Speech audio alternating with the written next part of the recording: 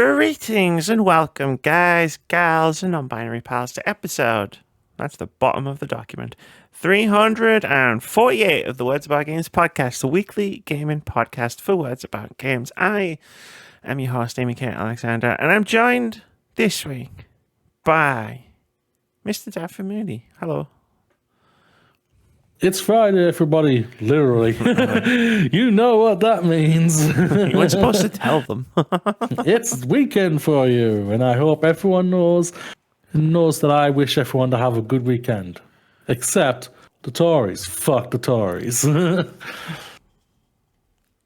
So that's just at the beginning of the podcast and not the end now, right? And at the end as well. And at the end. Right. Yeah. Until we get them out, Amy, I will not stop until every last one of them resigns like one of them did today. I caught that. I've been and my Twitter usage is going down, and Twitter is where I get my information from, so I'm just like, okay. Like, I've realized, like, it's getting less and less. True. Like, I'm definitely on there less than I used to be. For sure. Like, Well, that's good. Yeah, probably. I am uninformed about things, though. Like, no, now people are catching me by surprise, being like, hey, did you hear about this thing? And I'm like, no, I didn't. That's me. That's me ever since I stopped being on social media. Yeah. I'm just like, oh, okay. So? So I'm like deep down, just like, so? I've got to make sure. Does it affect me? No. Okay, then. Well. Well. Therein lies the difference between you and I think. Does it affect me? Yes, true. Yeah, you see things different than I do, Amy. You always have. But anyway, how are you? Still a little bit ill. Sure. But feeling a little bit more better than I was. It's more that I haven't been sleeping very well. Okay. Which is just a right pain in the backside. I'm sleeping around 3-4 hours. That's all, really. I don't know what's wrong with me right now. I think I've been a bad influence on you. Maybe Probably. if we stop hanging out for a few weeks, maybe you'll get your sleep pattern back to Moody time instead of Amy time. Yeah, but we only really hang out once a week. How low can it go? But we message each other all the time, and you must be looking at these messages where I'm sending you at like 1 and 2 o'clock in the morning, like going, oh. Now, when you say 3 or 4, do you like? Is it inconsistent sleep, or do you go to sleep late, or do you wake up super early? No, I'll go to bed about 11. It's more than I need to more my body. I think it's because my body's still fighting whatever I have. So my body's like, we need hydration. Help. Okay, I'll give you hydration. But there's a downside to the hydration. I need to pee eventually in the middle of the night. So I'm like, but by the time I get back to the toilet, I'm like, I need more hydration. So it's just counterproductive. So like I get like say about 3-4 hours, and I'm just in and out for the rest of the night, which is just not good. So it's the worst of all worlds. It's that inconsistent sleep. Yeah, basically, yeah. Yeah, that's the worst. Right now, my bladder's an old man bladder. That's the worst one, where it's like, you know, at least if you're like waking up early or like not getting to sleep till late, yeah, like you've got all that time, right? Yeah. But when you just like, it's the same amount of time, but you're just lying there thinking about how much you need to pee in 20 minutes. Yeah. Oh no, this is gonna be forever. What if I just wear a nappy to bed? Would that work? I don't think I could ever do it. Just lying there going. I know, like, yeah, we were babies once, and we just did it. Mm-hmm. We just did it. 9 times out of 10. Yeah. No, I'm not a baby anymore. Says with a giant Mass Effect and alien thing, and Bulbasaur behind me. That doesn't make you a baby. That makes you cool. It makes me cool. If that makes you a baby, what the hell does all of this make me? Awesome. I appreciate you. But no, yeah. I'm getting there. Just keep up the fluids, keep going to the toilet, take the tablets, fill myself with more fluids and everything. I got more for like next 2 days, so fill her up, empty her out. Basically, yeah. Basically. Why is this yellow? I'm confused. Something yellow? On Discord, the Discord where the Discord apps are, where you like the channels you're in. Like my thing has got a yellow line around it. What is wrong with you? Have you got OBS open? No. Okay. OBS puts a yellow line around whatever it's capturing if it's on your PC. Close you. Oh, it's back now. I don't know. I don't know. I click on it, I click away from it, and it goes off. It's fine. Can't blame me for this one. I may have broke everything else on Discord, but I didn't break Discord itself. Well, they haven't come for you yet, Amy.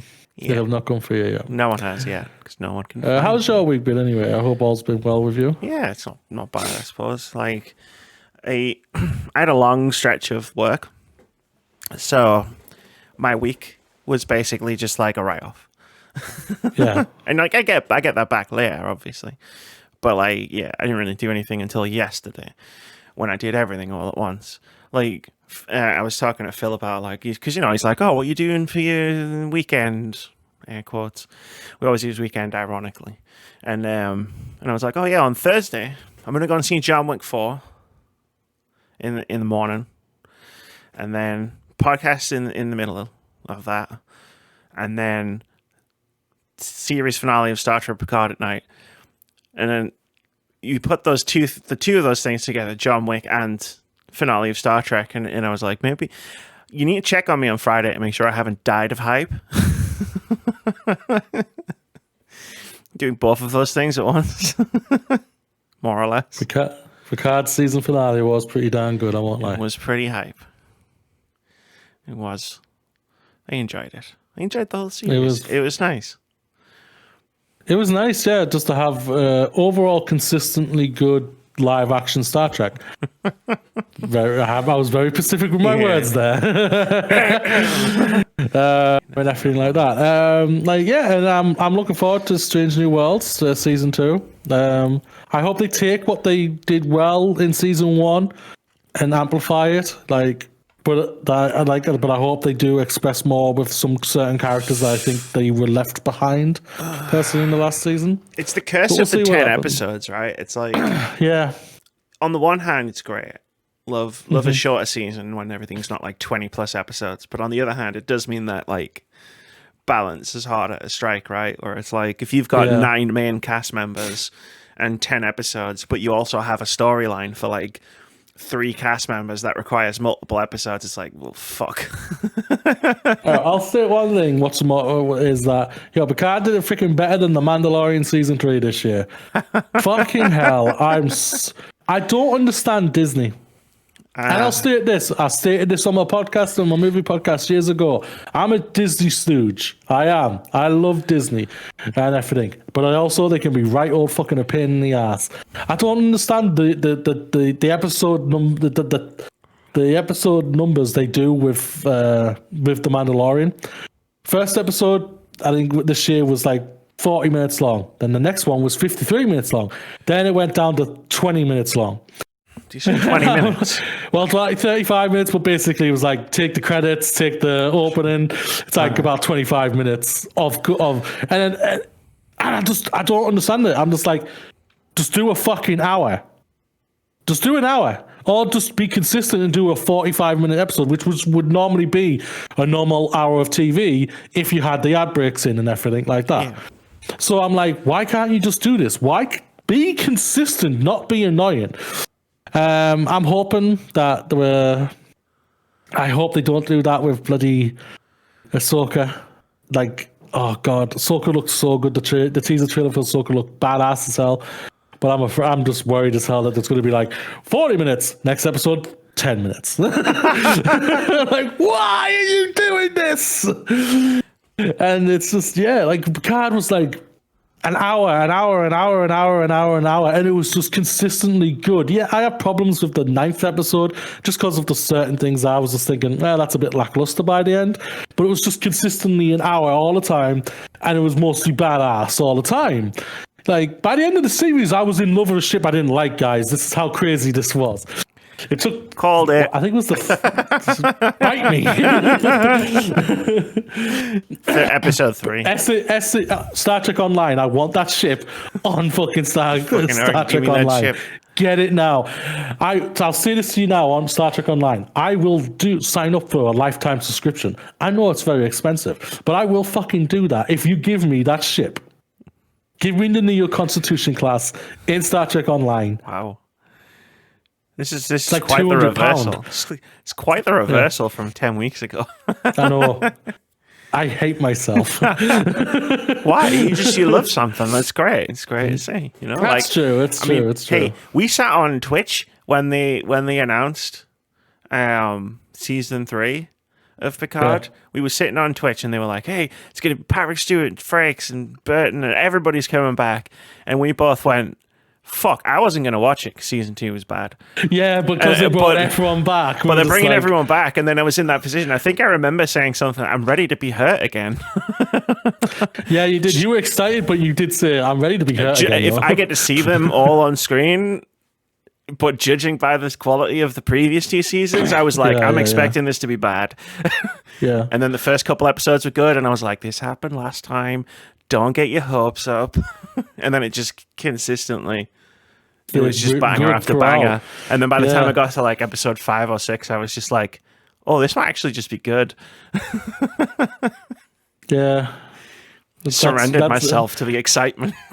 Yeah. Yeah. Which is just great. Like, we wanted a great Star Trek. I'm excited. I'll state this right now for the finale. I didn't like the end credit scene. The after credits or the end credits? The after credits. I was going to say, if you didn't like the end credits, there's something wrong with you. Marvel has made me just go end credit scene all the time. The after credits, the post credits. Just because of what happened in the season 2, that's all. And I was just like, oh, for God's sakes, go away from this, man. Give us... This was a perfect balance of nostalgia, of like the member berries and everything like that and whatnot. But I really hate that word. I know, because that's what everyone uses now. Freaking Joe Medforce used it on me. He still got his face slapped. I'm freaking sick of hearing about fucking member berries, man. Like, South Park wasn't that clever. Sorry if that's a shocking revelation to you.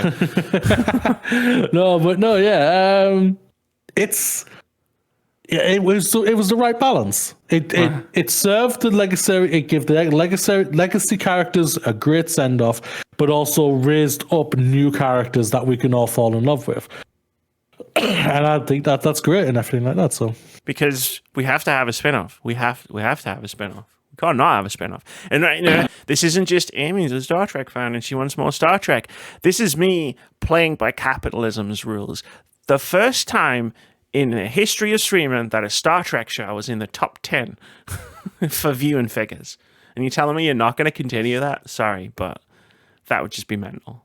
Well, instead, we're going to be... With the creator who did season 3, please. With the creator who did season 3. Who did season 1 and 2, please. Give me the guy who did season 3. Nothing more, we've had a really lovely Next Generation send-off. Let's honor the legacy of some other Star Trek shows from the 1990s and 2000s.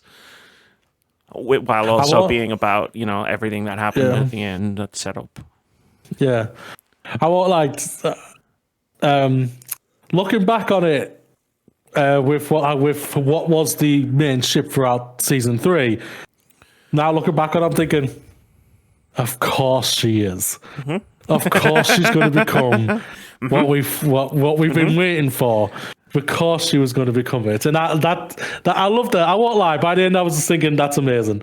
That is amazing. Who called it? You called that, but I did call before you that Shaw would die, R.I.P. Shaw, and Seven would become Captain. Spoilers to the Picard. I'm sorry, I'm not going to hold back on it, but I won't spoil anything else. But yeah, it was a great send off. It really was a great send off. It balanced everything out. It felt like Endgame to a certain point to me. It's like it was just a great send off. Mm-hmm. There's problems when you look at it deeper if you really want to go in depth into the type of things, but it's just a great send off to all these characters of this 10 episode story arc. to the people who you love. And even though I wasn't the biggest fan of the Next Generation crew, I love fucking Patrick Stewart. That may have sounded wrong. That I love Patrick Stewart. He's just a fabulous actor. He's a fabulous human being in general. And to see him be able to embrace Star Trek how he did, for being the most English person ever in a sci-fi show, and be able to bring out such great performances in that show it was amazing. And by the end of it, even I was just like, I get it, guys. It took me 35 years because I never really got it when it came to Generations. I admit that. Some amazing episodes in Star Trek Next Generation. Do not deny that. But yeah, it was a fabulous send-off. I can't deny that. That's cool. I like the I get it part. It's like I've always been there because of just like my history with Star Trek. So, you know, it was hitting me where, like, you know, it was sneaky. You know, Terry Metalis was a sneaky fuck with some of the shit that he pulled in this series, especially the last 2 episodes, where he's like hitting me where I fucking lived. But I was here for it. It was awesome. Yeah, I can appreciate that. Really can. And even though, but I'll still say it. I will say this. I love that they brought back that the person who played the Queen, I'll just say, was able to do one final performance. I really like that, and whatnot. And rest in peace to her and everything. And no, it was Alice Krieger. It wasn't Annie Wershing. I thought it was. Nah. Oh, they my named a ship. Then. They named a ship after Annie Wershing in the. Oh, I apologize. I thought it was the whole thing because she looked like her. Nah, it was Alice Krieger's voice, and it was. Oh, that's might have been. It was a stunt person or something. There was somebody else who was underneath all the prosthetics and stuff. Oh, okay. Well, at least we were able to honor her in some sort of way because she looked like it. That's the thing about it. That's why I thought, oh, she's there. Wow, that's amazing. Because I know, like we've said, like you said on many occasions, they filmed series 2 and 3 back to back. So she was in season 2. So yeah, I know. Yeah, I mean, it would have been cool if it was, but. No, like I said, they named a ship after us, so that's cool. Which is fabulous. It had to be Alice Krieger at the end, I think. Just because of First Contact. Given that the First Contact theme was literally like, okay, well, you want to do unleash full spoilers? I'm going to unleash full spoilers. And I apologize if you didn't want to get spoiled on Star Trek. Skip timestamps down below. Skip them. People who got mad that it was the Borg again. Or I was like, I kind of get it. They've used the Borg in every season of Star Trek Picard. Terribly. Like, one of my favorite lines is when is Shaw just saying, like, forget all that bullshit that happened in season 2. But I was like, I'm here for that. Done. It's gone. But like the literal first thing you hear in Picard season 3 is the captain's log from the Best of Both Worlds. And then at the end of the episode, every week it was the First Contact theme. I was like, how could you not expect the Borg? I expected the Borg or suspected the Borg or anything like that. I just thought it was lazy. I was one of those people. I didn't hate it. I just thought, I get it. If it had been... I do get it. I do. And I see all the Easter eggs and everything, what you said and everything. I was just personally just hoping it was someone else. And like by the end of the whole 10 episode arc, I was just like, Changelings were useless and the Borg were useless. And the Varric, Changelings were useless. Had an amazing actress to play Varric. You know they fucked shit up, right? Like, wasted potential. This is the first time the Borg have ever come up with a plan and it worked. I know, that's how weird it is. That's why it works. Their plan was really good. And also, like, if it had been any other show, like any other Star Trek show, and they were like, it's the Borg again, I would have been like, fuck. But because it's this specific season where it's like, hey, we're bringing back the Next Generation and all of them and the Enterprise, I was like, you know, I do get it. I really do get it.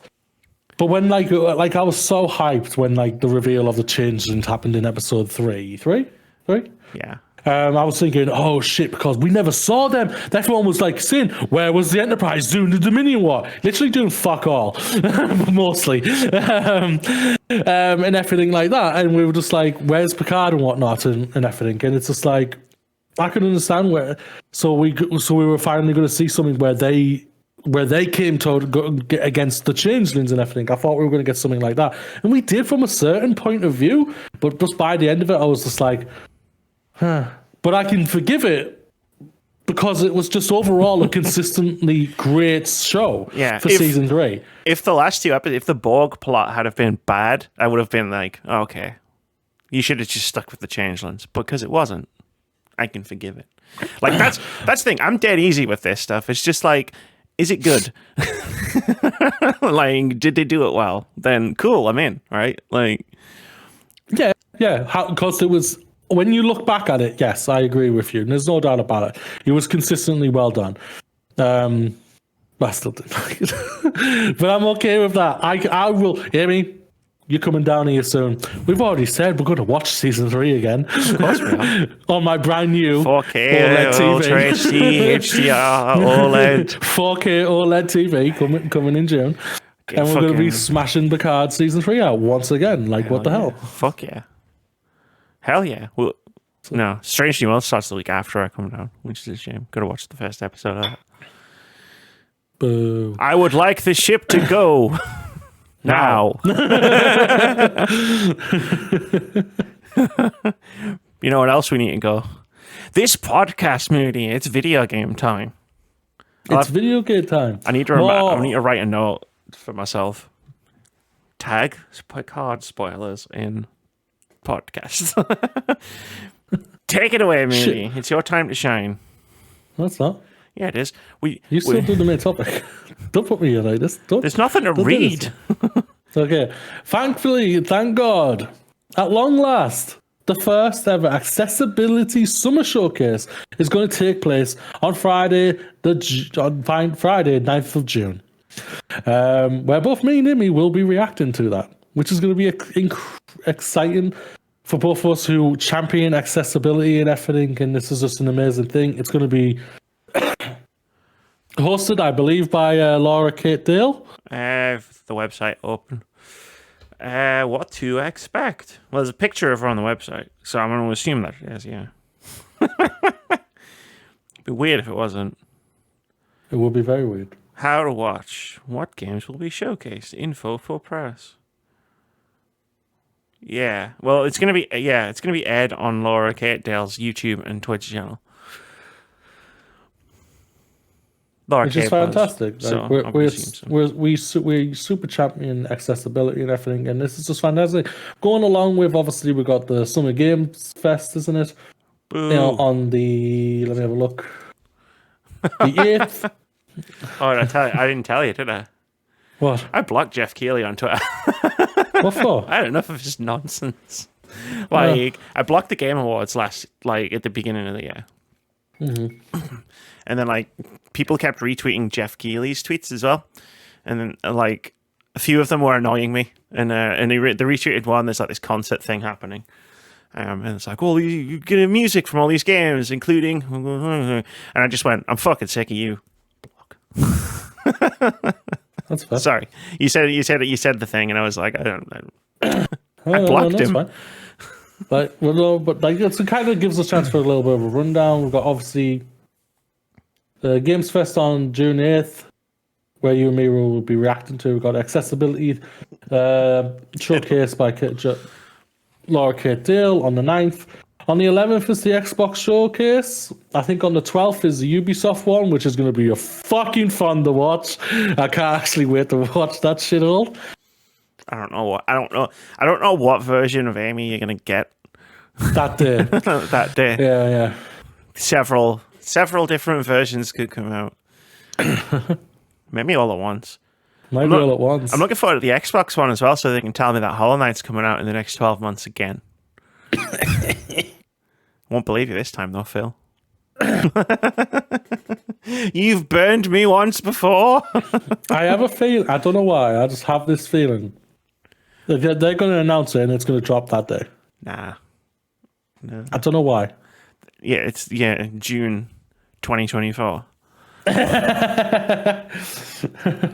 Look, man, all respect to Team Cherry and the developers who are undoubtedly working hard on that game, but I'm allowed to be salty at this point. I'm going to be salty. You are allowed to be just for me, salty. Just for me. Where the fuck is my damn game? It's Dead Island 2 all over again. I played Dead Island 2 at EGX in 2014, and I only just got the fucking game today. On a different console that it was meant to come out on. Yeah, on an entirely new console generation. So you're saying when the PlayStation 6 comes out, that's when Hollow Silksong comes out? At least. Well, and then plus a few years. That's funny. Yeah, that is funny. But yeah, it's like it's coming up to the thing. Like we're coming close to it now. We're only 6-7 weeks away from it. Yeah, fun times ahead. Like we're going to be meeting up, hanging out, having fun, tons of time, recording, doing our thing, watching ourselves. Like I've stated on many occasions, we know Dino Crisis remake's not happening and everything like that. But if a Final Fantasy IX remake gets shown off, I'm going to cry. And I will be if there. I get Dino Crisis remake, I might die. I might actually have a heart attack, and you might have to resuscitate me live during the podcast, doing our reactions. I don't know. I've never done reaction. Like it's been a long time since I've done reactions in the same room as other people. Like, yeah, obviously since COVID, like doing reactions has always been a thing. Either I do myself, or you're in my head. You're in my headphones. You're not. No one's there with me. Because like there is like it does bring out more energy when there's someone there, other people there with you. I remember the famous Xbox One X reveal. Everybody laughed at Amy because she was like, "Oh, maybe they'll call the next the Xbox One X because then the acronym will be Xbox." And everyone went, "Haha, that's stupid." And then what happened? Xbox One X. I fucking stood up. I threw my headphones on the ground because the cable wasn't long enough, and I just started screaming at everybody in the room like, "Ha ha ha! Ha, fuck you! I was right." Paraphrased. Never question me again. But yeah, E3 memories. What a time. No, it'll be fun. There's gonna be a lot of indie showcases happening through the week as well. That I don't remember all. The digital thing. I don't remember all of them off the top of my head. Yeah, we've got the Devolver Digital thing. There's like Guerrilla Collective, the Wholesome Direct, probably some other stuff. We're still going to call it E3. That's just how it is. The not E3 showcase. Nah, I'm sick of that not E3. It was funny last year. 2 years in a row. I'm just calling it E3, right? It's easier to remember. This old brain. The so long E3 showcase. Yeah. Good night. Live long and good night, sweet prince. Good night.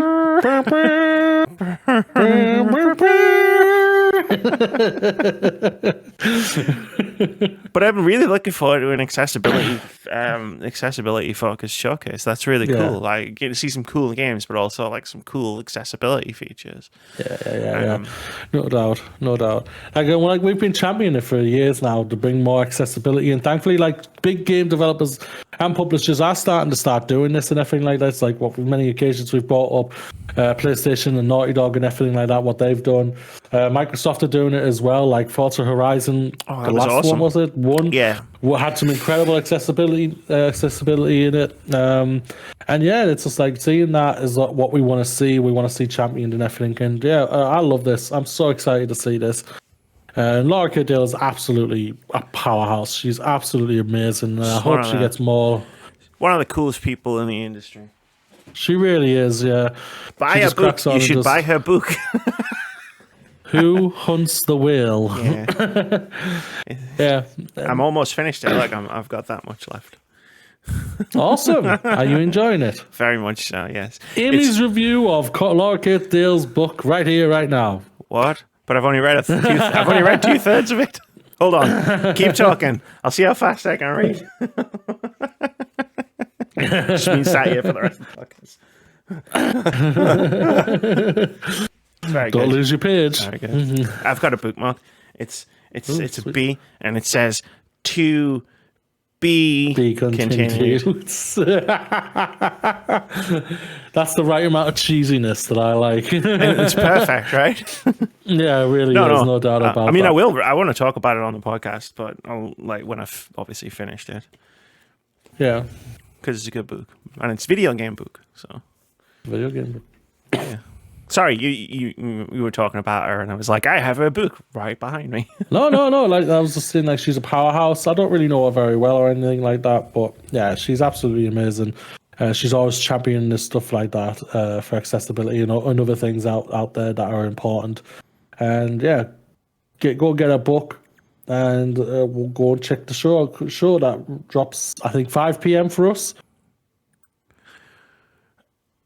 Did your brain 4. just crash there when I was 4 p.m. In the UK? I don't know what's that for West Coast or East Coast and the rest of around the world. I don't frankly care either because we're finally watching something on a decent time. I know, right? Not this fucking 10 o'clock at night for Microsoft, these rat bastards. Oh no, 10 o'clock. Listen, right. Talk to me when you have to be on a stream after doing a whole day of E3 and PlayStation are like, "Ooh, we're going to start at 2 o'clock in the morning." I didn't stream it, but I stayed up and watched it all, and I was knacking myself just as much as you. So E3 but PlayStation, I won't lie. As much as I loved like PlayStation in their conferences, there was a twat that they were at 2 o'clock in the morning. I was like, and we know they were going to be like at least an hour and a half, if not 2 hours. So we ain't finishing until 4 o'clock. And if you're doing a podcast, you ain't finishing until about 5, half 5-ish, if not 6 o'clock. If there's a lot to talk about, and because it was E3, there was a lot to talk about. Of course, there was. Yeah. My E3 was always a blur to me. Like, I'd stay at Russell's because we had this whole setup.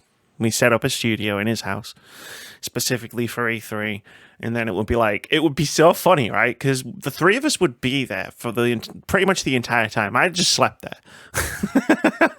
There was one E3 where I played through that Elder Scrolls card game on my phone for days, and then I never played it again after E3. And but it was so funny. It was like we'd set it up, we'd do the thing, we'd be like, wah, wah, wah, wah, wah, as the streams were happening, and then the streams would finish, we'd be off, and we'd all just be like, like a lot of people would be like, "Oh, we're gonna go and play some games and stuff." We were just like, "Can't be bothered. I'm gonna just sit here quietly for a bit." Oh, the pizza's here. Awesome. We ain't doing that, people. Just so you know, we're finishing and then we're going to chill. Yeah. Like, I'm probably going to bed, and then Amy will probably stay in my man cave and just play video games. if there's longer than, we'll figure out a time. If there's longer than a certain amount of time between two showcases, the stream stops. We're not going to fill the stream in with video games, playing games. Yeah. Like, I'm too old for this shit. I am. There's no doubt about that. We'll have to have a proper talk about equipment and everything. So off stream, but yeah, no, it's cool. But E3 plans and stuff should be fun. It'll be fun if nothing else. Oh, Amy, I'm not looking forward just to hanging out and just chilling, watching shows. If we get some good video games, and now at the end of the day, we're just there for the video games. We're not for the Jeff Keighley's. We're not blocked on Twitter. Blocked off Twitter. We're not there for the Phil Spencers or anything like that. We're there for the video games, and as much as I will say this: we are going to be there for Laura Kate Dale because she's amazing, and this is her first show that she's doing this, and we're going to be there championing her and celebrating her and everything. So, hell yeah. Well, Amy, I think that's it for the... Yeah, we didn't really talk about the showcase. We just talked about... usual main topic we've E3. Just done there. That's what happens when there's lots of news, but none of it's really big enough to sustain its own topic. And also, neither of us reviewing a game. Yeah, I can't. Yeah. You were and I won't either next week either. So remember when I was like last week, or was it the week before? I was like, what do I play now? And you went, what about this chill 6-hour indie game you've got on PlayStation? And I went, that sounds like a good idea. And then I went and installed a 50-hour game. So Amy heard the opposite. Amy heard what I said, but her brain computed something more diabolical. It's ADHD in action. I fully intended to do what we discussed, but then a game dropped through my letterbox and I went, ooh. Talk for you. What is this? Why do I feel like I've forgotten something? I forgot I asked for you. Oh, Smeg. But yeah, it's time for Indie Game of the Week, Amy. Yeah, it is. Would you like me to take this one? It's your Indie Game of the Week, bud. This is the Moody podcast this week. Has last. The recognition I've been waiting for. I named an entire segment after you. The power. It feels so mighty.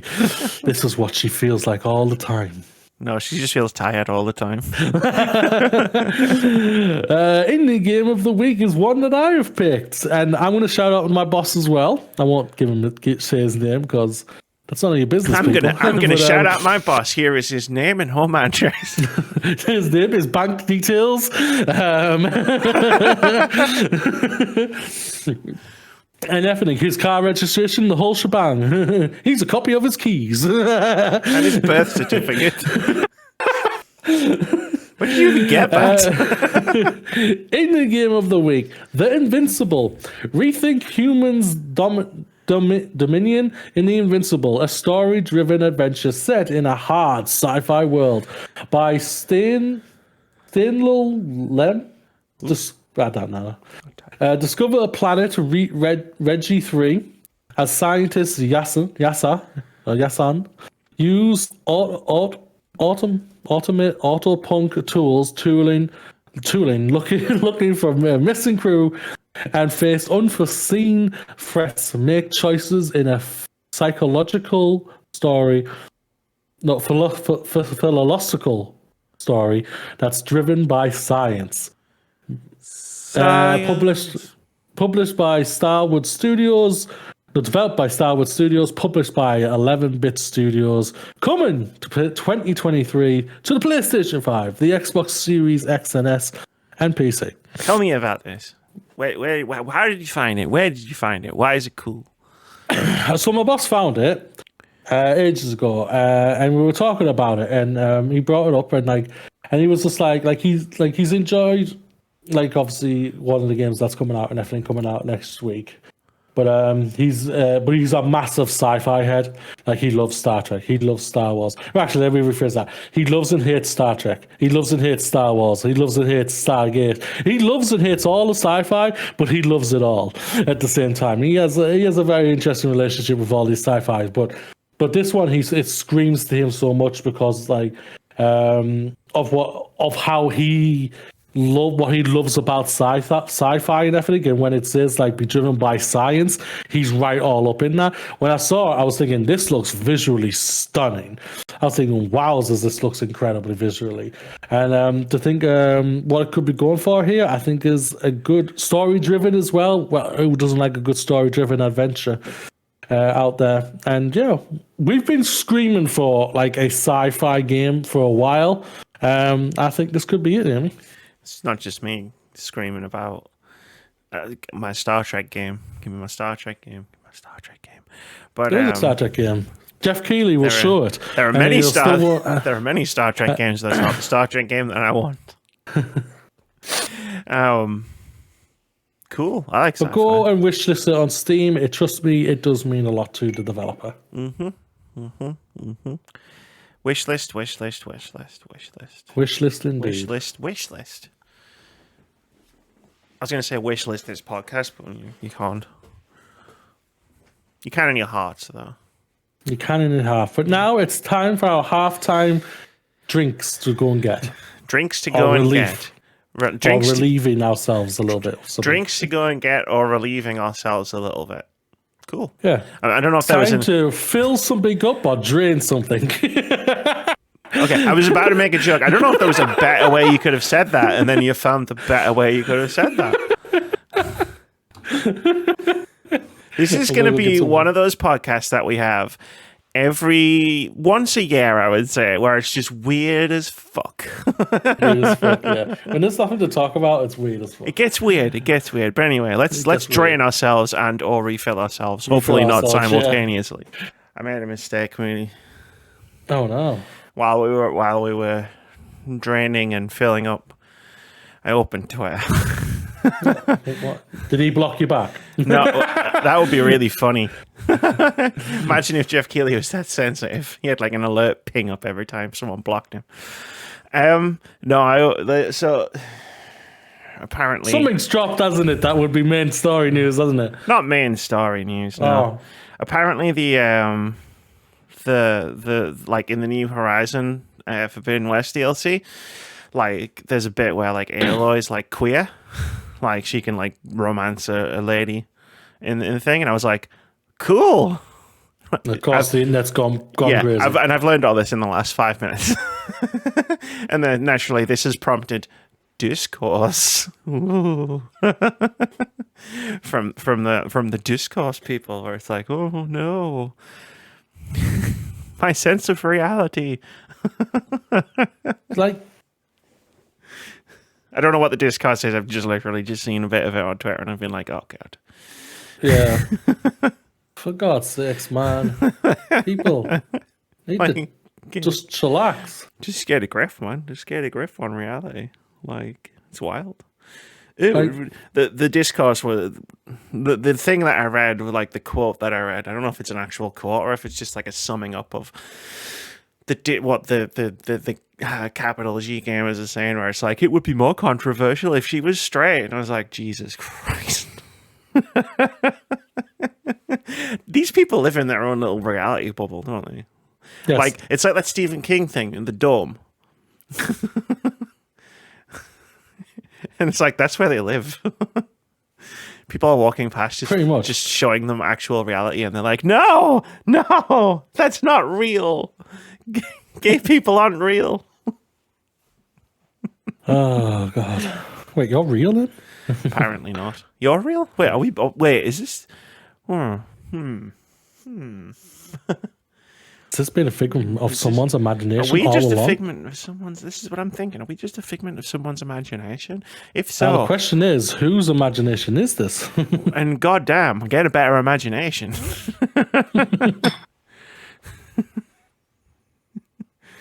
Like, the most interesting thing that happened to me in this past week was I had a dream where I was married to Aubrey Plaza, and I got really angry because the grass cutters drove past my window and woke me up in the middle of the dream. That was the most interesting. As well. That was the most interesting thing that happened to me this week. Imagine better, whoever you are out there, imagining me and Moody. We're crazy. Are we ready to go? I recorded all of that. Oh, never mind. Let's crack on with the Moody's time to shine even more with Amy's disappointment. Nintendo Indie World Showcase. It wasn't a disappointment. You're putting words in my mouth now. This is the Death Stranding thing all over again, isn't it? I watched the Nintendo thing. It was fine. Just because it didn't have Hollow Knight doesn't mean I was disappointed, all right? I've long since given up on seeing Hollow Knight in a Nintendo thing. Okay. But anyway. Yeah, I didn't watch any of this. I'm shocked. To be fair, you've been sick. I have. Plus, Nintendo do that weird thing where they're like, we're going to have a Nintendo Direct. Cool. It's in 10 minutes. What? It's not in 10 minutes. I was probably at work or in bed already then. It's not in 10 minutes, but you know what I mean. It's like, we're doing a thing tomorrow. And it's just like, but I've got plans tomorrow. Why are you doing this to me? But yeah, no, it was cool. There were some cool games. Games that we have mentioned previously on this podcast. Games that someone may have bought on Fantasy Critic and then had to drop because they're now coming out in early 2024. But there was some cool stuff. Animal Well was there again. I'm looking for a spark of recognition from you because you fucking loved this game at E3 last year.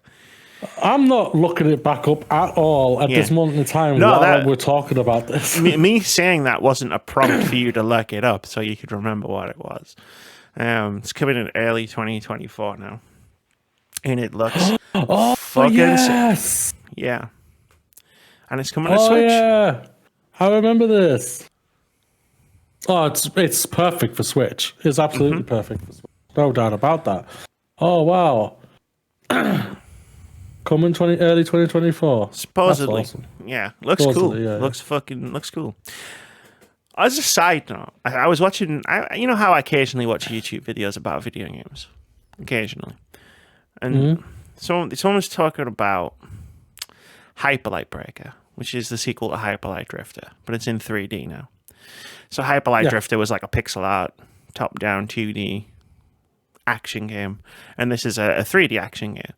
And they were talking about it, and they said, oh, you know, the art style looks fantastic for Hyperlight Breaker. And I was like, I agree. It does. It looks fucking incredible. But then they followed that up with saying, yeah, the old game was a pixel art game, and they've really leveled up the art style. And I was like, excuse me? Leveled up the art style? Someone's talking shit about pixel art. Now you know how I get. Leveled up the art style, you say. How'd you get him? If I had known this content creator personally, I would have taken this chair and I would have hit them in the face with it. But I don't know this creator personally, so I couldn't hit them with a chair. But instead, I just got really mad about it and decided I'm going to bring this up on the podcast when I remember. And I just remembered.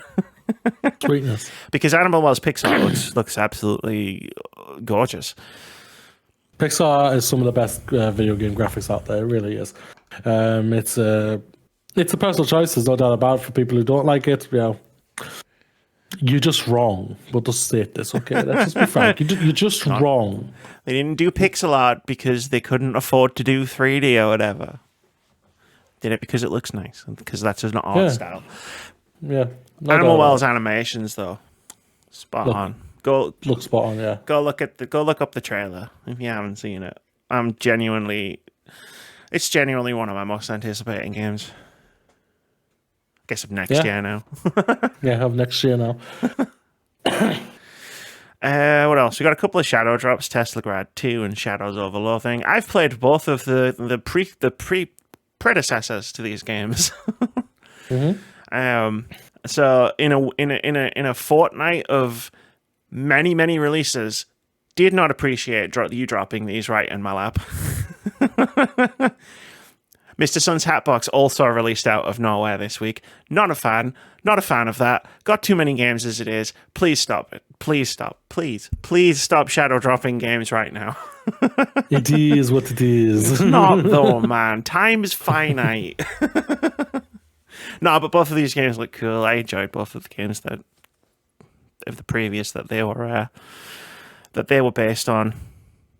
And Mineko's Night Market has been in development for like 10 years or something. And it's now coming out in September.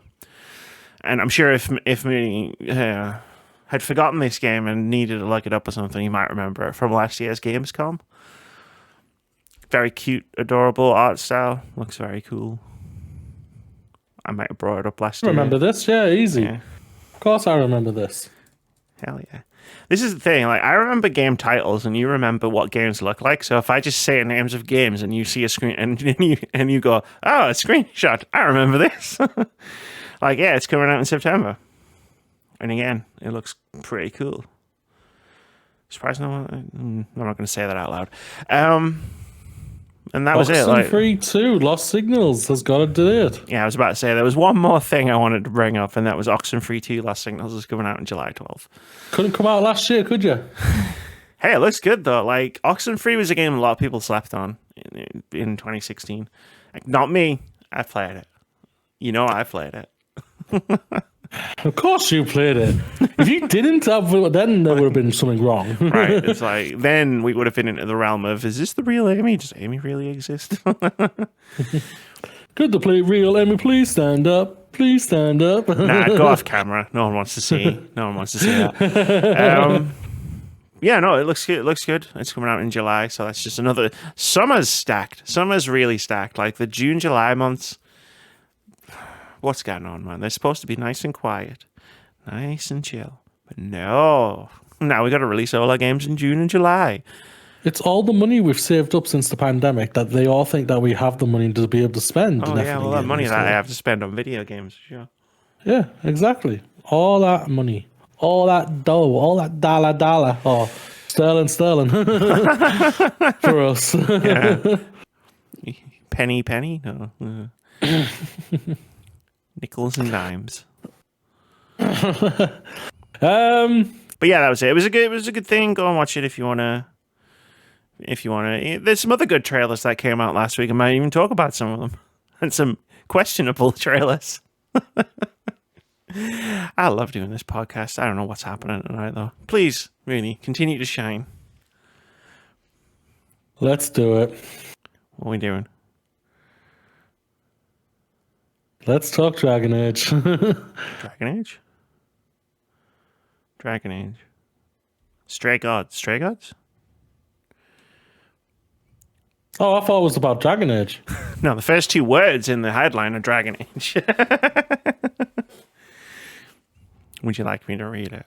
No, ignore that one. Why am I ignoring that one all of a sudden? I thought it was about Dragon Age. I'm sorry. No, that's my fault. No, go to that one. Go to that one. That's unfair of me. All stories deserve to be talked about. I don't know what's happening. Yeah. This is why Let's talk about an RPG called Stray Gods that's now got an August release date that I've never heard of. Yes, you have. Again, look it up. What? We've talked about it on the podcast. Of course I have. This is from Khan Saren over at Rock Paper Shotgun. He writes, Dragon Age writer David Gator's new adventure game, Stray Gods, the role-playing musical, will now hit the stage on August 3rd. It was formerly known as Chorus and presumably changed its name to avoid sharing an RPS tag with Chorus. Corvus. The role-playing musical. Okay. Yeah. But after reaching its crowdfunding goals and finding a publisher, Stray Gods is ready for the limelight. Stray Gods is set in a hand-drawn, quote, modern fantasy, end quote, world where the Greek gods secretly live among us. One day, college dropout Grace gains the mystical powers of the muse, granting her the gift of musical persuasion, but the gods have also accused her of murder. From here, you'll be untangling a mystery, making impactful choices, and deciding to either charm or strong-arm your way to finding answers. Happily, there are a couple of romantic options, and you'll often break out into musical sing-songs when the time is right.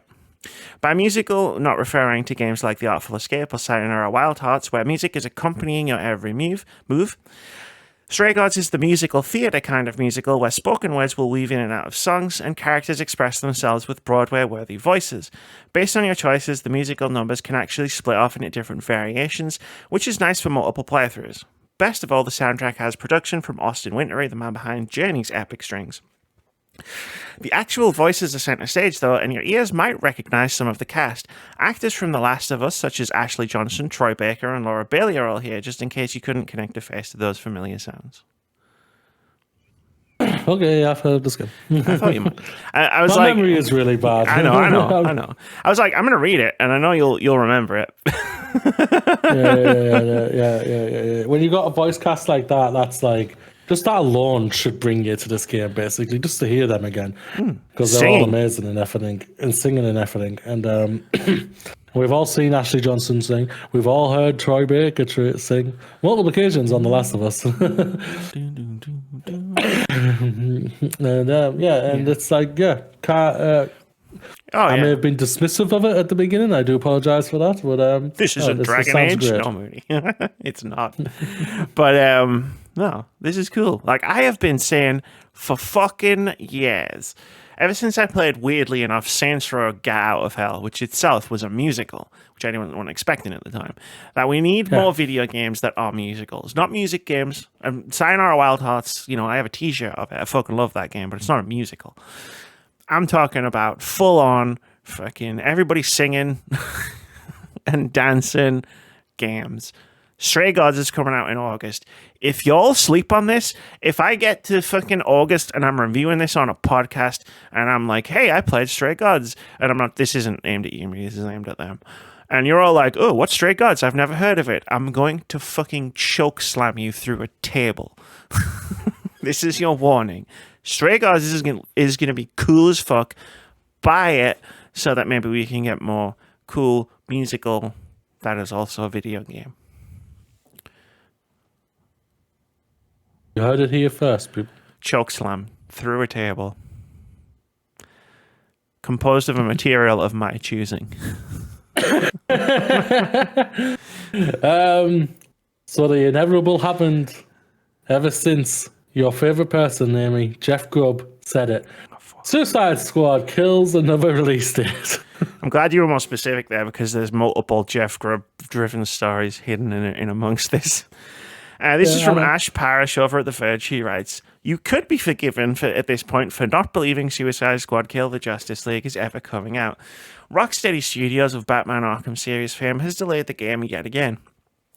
This is the second time the game has been delayed this year and the third overall, taking the release date from 2022 to May 26, 2023, to some later date in 2023, to February 2nd, 2024. Earlier this year, Suicide Squad was featured heavily in Sony's February State of Play, and it went really, really well. It was the first time players had an up-close look at the gameplay, and they were less than enthused. Turns out an always online live service shooter with a battle pass is just not what people want right now." According to the announcement, Rocksteady is delaying the game for another 9 months to, quote, "work on getting the game to be the best quality experience for players," end quote. Bloomberg reporter Jason Schreier, who covered the game's earlier delay, tweeted that this new delay is to focus on polishing the game, not to potentially change any of the live service elements that are drawing fans' ire, which, no, you can't fundamentally change what a game is in 9 months. Ask BioWare. Ba-dum-bum. Or ask me. No, you cannot. Yeah. Or just ask a game developer. Hey, wait, I can do that. Hey, Moody, can you fundamentally change a game in 9 months? Depends on the size of the game, really. If it's like an indie game, potentially, maybe, yes. Yeah. But a game that's going to be the size of this game, fuck no. No. What we saw at the State of Play is what we're getting. It just might now just be a bit more polished. So obviously you and me had like a small little funny chat between this, and like you asked the question of like, what do you think could they do? And like they ain't gonna be able to change this into a competent enough single player game in time to be able to do what they need to do. That they just don't have the time. They don't. They would need to they would need probably 2 years to do this type of thing. At least. That's probably bare at least, yeah. They might just need to start again. Yeah, that's basically them starting again. When this has already gone, stopped and started so many times that we've heard, it's like, come on, man, it's really ridiculous. So for me, there's only one thing they can do here, and that is two things, as you added one of them. Polish the shit out of this. This has to be the most polished game out there ever to drop. Ever. Better than God of War freaking Ragnarok, and that was fucking polished to a T when it came out. And then basically you need to have so much content prepared for the next 12 months, ready to drop, have a proper timeline for people to be excited for and everything, for the people you want to get in to play this game and whatnot. And more than just one character to drop with them. You need more than just one fucking character to change this up for them. To be able to hopefully try and be some sort of success for them. We've said it on many occasions. We've spoken about it on many occasions of like pay-as-a-service type games that just aren't working. They aren't working to what the developers, or should I say, the capitalists have wanted it to do. We've seen it on many occasions. So many games have literally crashed and fucking burned. Literally, Avengers, the biggest IP out there, bigger than anything in video games, it's crashed and burned and died. Like BioWare went all in on a game that concept-wise sounded great.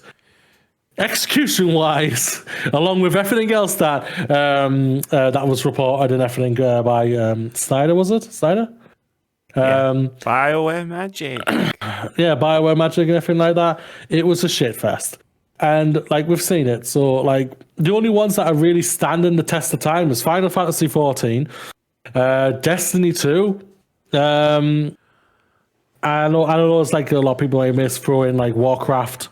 Yeah, World of Warcraft. There's a few, because like there's a few, but when it comes to, they were so niche, and now everyone's trying to make it. The capitalists are trying to make them so mainstream. Yeah. That's just not working for them. Like, there's another one we're going to be talking about later on that we've heard nothing about whatsoever since it came out, 2 years ago, and everyone's like thinking, oh my god, it's probably going to get cancelled or crashed or anything like that. Like, it's going to be a very interesting thing to do, what you're going to decide on. Yeah, like, to jump on to that point as well, it's because, like, time is finite, right? Like, you can there's lots of, like, live service games that are healthy, right? Like, Sea of Thieves is healthy. It's not massive. It's not like Destiny, Final Fantasy 14, World of Warcraft numbers, but it's chugging along and it's got players. And, like, there's tons of games like that. No Man's Sky is another great example of that. But, like, when you aim for the biggest possible, like, numbers, time is finite. Like, money isn't the issue here. Like, the thing about being able to release loads of single player games, like most publishers do, is, like, when you finished Dead Space, for example, you don't have to play it again. You can go, oh cool, what's the next thing? Resident Evil 4, cool, I'll play and buy that. Okay, what's the next thing? Oh, Legend of Zelda's coming out. Live service games are designed to be constantly played. So, like, Destiny 2, for example, it's designed not necessarily to be continuously played for 12 months, right? Because that's why you bring out expansions and new content. Because you play the stuff and then you lapse and then you play it and then you lapse and then you play it and then you lapse. But people can only play a couple of those at most at a time. Yeah. And they got to pick what they invest in. Like, so many people are so invested in Destiny 2 that, like, if you bring out Suicide Squad Kill the Justice League, unless it's, like, fucking Game of the Year level shit, they're not gonna. People might play it and then go back to Destiny. Like, that's what happened to Avengers. Plenty of people played it and tried it out. There were people like me who played the campaign and went, "Cool, that was fun. What's next?" And then there were people who went into it thinking, maybe this could be a new live service game for me. Oh, it's not as good as the live service game that I've been invested in for the past 10 years, 5 years, whatever. I'm going to go back to that. And then you play it, you're almost playing Russian roulette with yourself at that point, where it's like, okay, well, we'll get everybody back with the next lot of content, but will you? Maybe. You probably won't get everyone back. And depending on how the game goes at launch, you might not get very many people back. And again, that's what happened with Avengers. And Suicide Squad Kill the Justice League is so far away from what a lot of people who are fans of Rocksteady, fans of DC Comics in general, like fans of these characters, that's so far away from what they were hoping for that it leaves a negative impression before the game even comes out. It's the same what happened with Avengers. Avengers had a negative impression when it was revealed and everything, and it never bounced back. Yeah. And this is going to be, I hope not, touch wood for the developers and team who are working their asses off probably to try and get this sorted, but it probably will crash and burn, which is a shame to think that. When you've got, and I said this when we talked about the reveal in February, when you've got all of these characters with all of these wildly different power sets and skill sets and abilities in the comics or movies, and then they're all just flying around shooting guns at glowing ink spots on tanks, I mean, right there and then you've created yourself a problem. Yeah. Because I don't want to play a King Shark flying through the air with a shotgun shooting weak spots on tanks. I want to play a King Shark beating the shit out of Green Lantern, you know what I mean? Like, God, like whoever. Yeah. Like, that's what I wanted out of the game, and that's not what I'm going to get. So Suicide Squad Kill the Justice League, whenever it comes out, is pretty low on my list of, like, my priority list. And I've loved most anticipated, yeah, all of the Batman games that Rocksteady have made. So, like, I don't know what that says, you know? It's just like, I love these games. I'm willing to give them the benefit of the doubt, but because of I've loved the games that they made previously, but only to the point where it's like, I'm going to see what other people say about this before I dive in. And that would have definitely been true if it came out in May, because that was 2 weeks after Zelda. Like, that game was going to get fucking buried.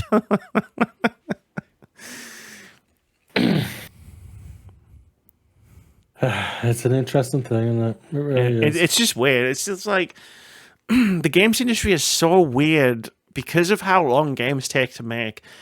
Like, games like this were trending. Like, they were the hot thing when Suicide Squad Kill the Justice League went into development. But obviously, they're not the hottest thing anymore.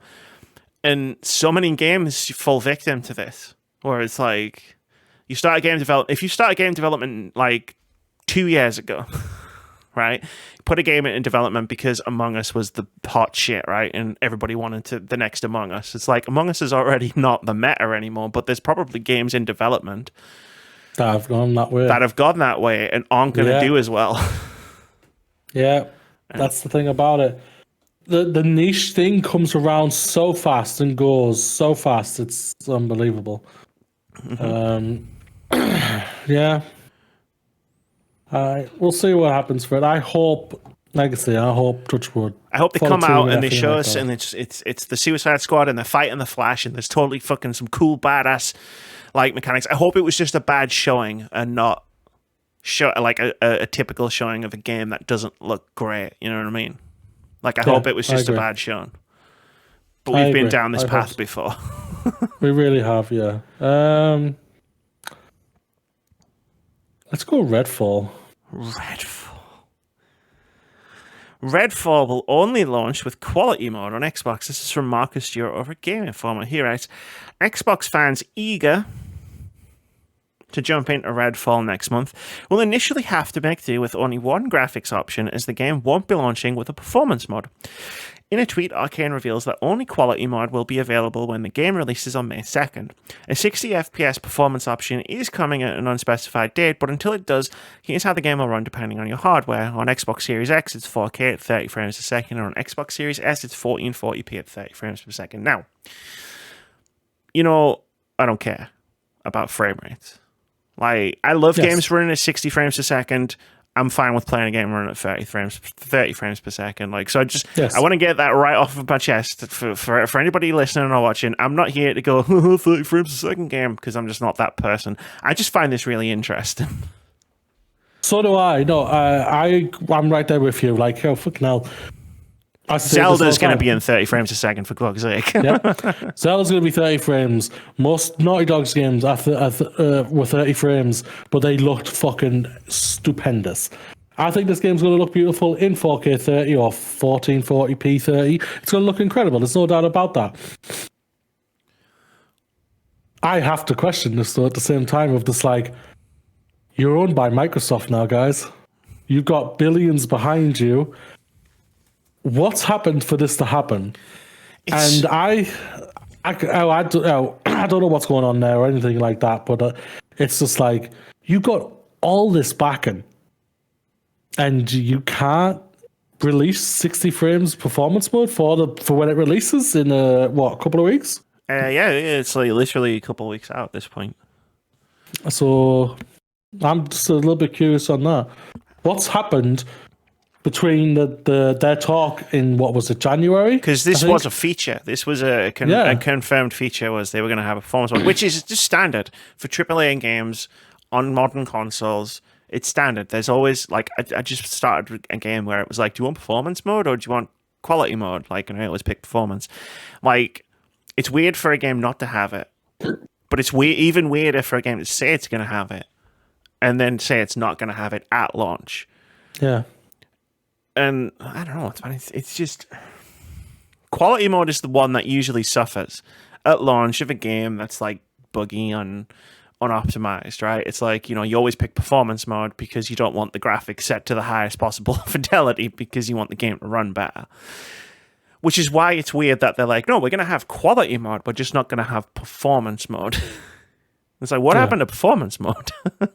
I don't know. That's the thing about it. I can't even reliably say, oh, the game might just be unoptimized and be a bit buggy at launch, because that's not what they're setting the expectation at by saying they're going to have performance mode active in the game. Games, that's going to be the same fucking thing as what I've just said with Suicide Squad. And this game's going to die. It's going to crash and burn. I think it'll have its big push in the first 2 weeks or something like that, or 3 weeks, where people will be playing it and everything like that. And they'll may get that small little core audience who will love this type of game. And I will champion that every time for everybody. Games are so different and unique, and you gravitate to them to however you like to, because of what you want, what you like in video games and everything. But ever since I saw this game, I've just been like, I am not 100% sure on this game whatsoever. We've just had Back for Blood, which sounds like it's crashing, it's dying, because I don't think they're going to put any more updates into it anymore. Because so like no, they're not. They moved on to the next game. Back for Blood wasn't a live service game. It was a co-op game that they released expansions for, and now they're done. Yeah, I know that, but I do. That's fair. I do understand where you're coming from, but I do feel like this is still in the same type of vein of that. Microsoft. It's really weird. It's like, are Microsoft trying to force this out because everyone's saying they don't have games? Redfall's a weird pitch, right? Okay, so I'm gonna say some stuff about Redfall, and let me just set the context for anybody who doesn't know, like, that I am a fucking huge fangirl of Arcane Studios. I just released late last year a 50-minute video on Dishonored because I fucking love that game so much.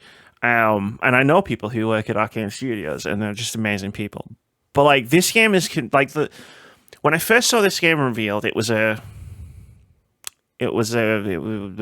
do you call it? It was just a trailer. There was no gameplay. There was no hint of what. There was like little hints of what kind of like powers certain characters would have, but beyond that, it was just like proof of concept. It's like, it's a world, there's vampires, go fucking shoot the vampires. So I was like, cool, like, benefit of the doubt, right? Like, these guys have made fucking enormously fantastic games. And then, like, you see, I've seen more and more of it. Like, there was a gameplay trailer that got released last week or the week before, something like that, and like, I watched it.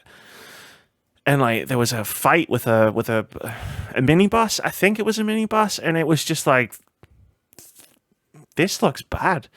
Like, this does not look like something I would want to do in a video game. Like, you know, it's a tanky boss. It's teleporting all over the place, but its AI is not amazing, so it's not really challenging you in any way. And then, like, you've got all the minion vampires are running around, and it's just like, they're just like cannon fodder, which is fine. You know, cannon fodder enemies in a video game is fine as long as you've got not everything has to be Dark Souls. But I was just watching it thinking, if I was holding, and I was trying to think to myself, if I was holding this controller right now, like, how would I be feeling? And obviously, I can't answer that question until I'm holding a controller. But at the same time, it was like, this wouldn't feel very satisfying.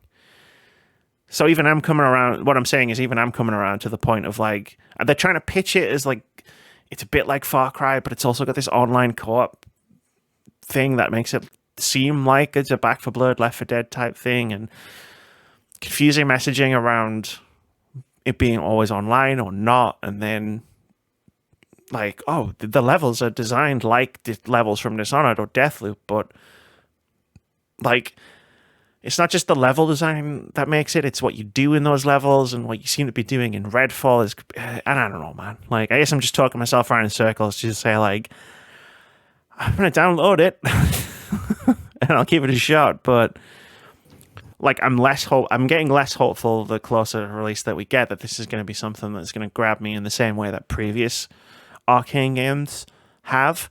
And I'm all for studios making something different, like, from what they normally make, but this is so far removed, not just from what Arcane have made in the past, from my eyes, having not played it, but it's also so far removed from a kind of game that I want to play that I'm just like, oh man, oh man. No, I understand where you're coming from when it comes to that. Like, I don't have that affiliation when it comes to Arcane compared to what you do or anything like that. Like, there's no doubt, but I have noticed that this does seem like a deep departure from what they've done before. But the departure is to things that we've already seen before. And for a genre, for me, that's not, I think, slowly going away and everything. It's a really weird thing for it. I just go back to the thing of this, like, are Microsoft like panicking a little bit that they feel like they don't have any games out right now and they have to get this out before at least E3 for them to start properly talking again and everything? Because that seems like that's when it obviously, June. Well, what you got to remember is as well, like, we praised Microsoft last year at E3 for doing the whole thing of, we're only going to focus on the games that are coming out in the next 12 months. Fucking phenomenal idea. And we even both knew not all these games are going to come out in the next 12 months because that's just the nature of game development. But they showed 3 big games at that show Redfall, Starfield, and Forza. And if Redfall got delayed, none of those games would have come out. So I can understand why they might be a bit anxious about that, because it's like, you really fucked up the marketing 12 months ago by saying these games are all going to be out and none of them are out. There's no doubt about that. That's an on them thing type of thing. But if that means you're pushing out a game that's not going to have the stuff that you said that will happen day one, then that's a problem as well.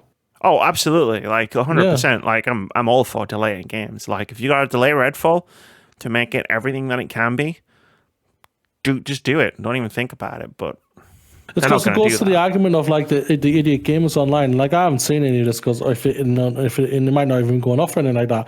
But like the Xboxes always go. The Xboxes always go to PlayStation. Oh, your games are only 30 frames a second, and everything like that. And it's just like, yeah, you've just your faith in a capitalist corporation has served you well, so well. Oops. If this is happening online, and it's just like, but then it just goes back to the whole thing of this, like I've been saying for a while now, just like, is the words of "infill we trust" really viable anymore?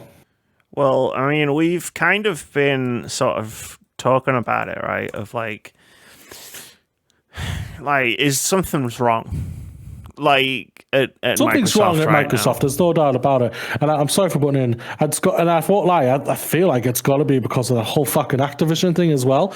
Because he's probably getting too pulled in different directions, trying to do other things, and his team, what he's built, aren't doing the things he needs them to do. Yeah.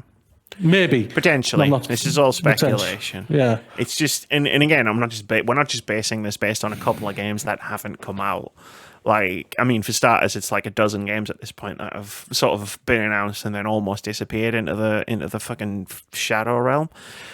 But it's based on the things that we're hearing. Nice reference. It's based on the things that we're hearing from different studios and how they're being run, problems that are happening at individual Microsoft studios, and maybe we're just putting together like things that don't need to go together, but like combine it with Crystal Dynamics issues with Perfect Dark and the issues at the State of Decay developer and seeming issues at the Redfall developer and where the hell's Forza Motorsport and what happened to Halo, which we'll get into in a bit, and you know what I mean? Starfield and everything, and Starfield that's just Bethesda, dude.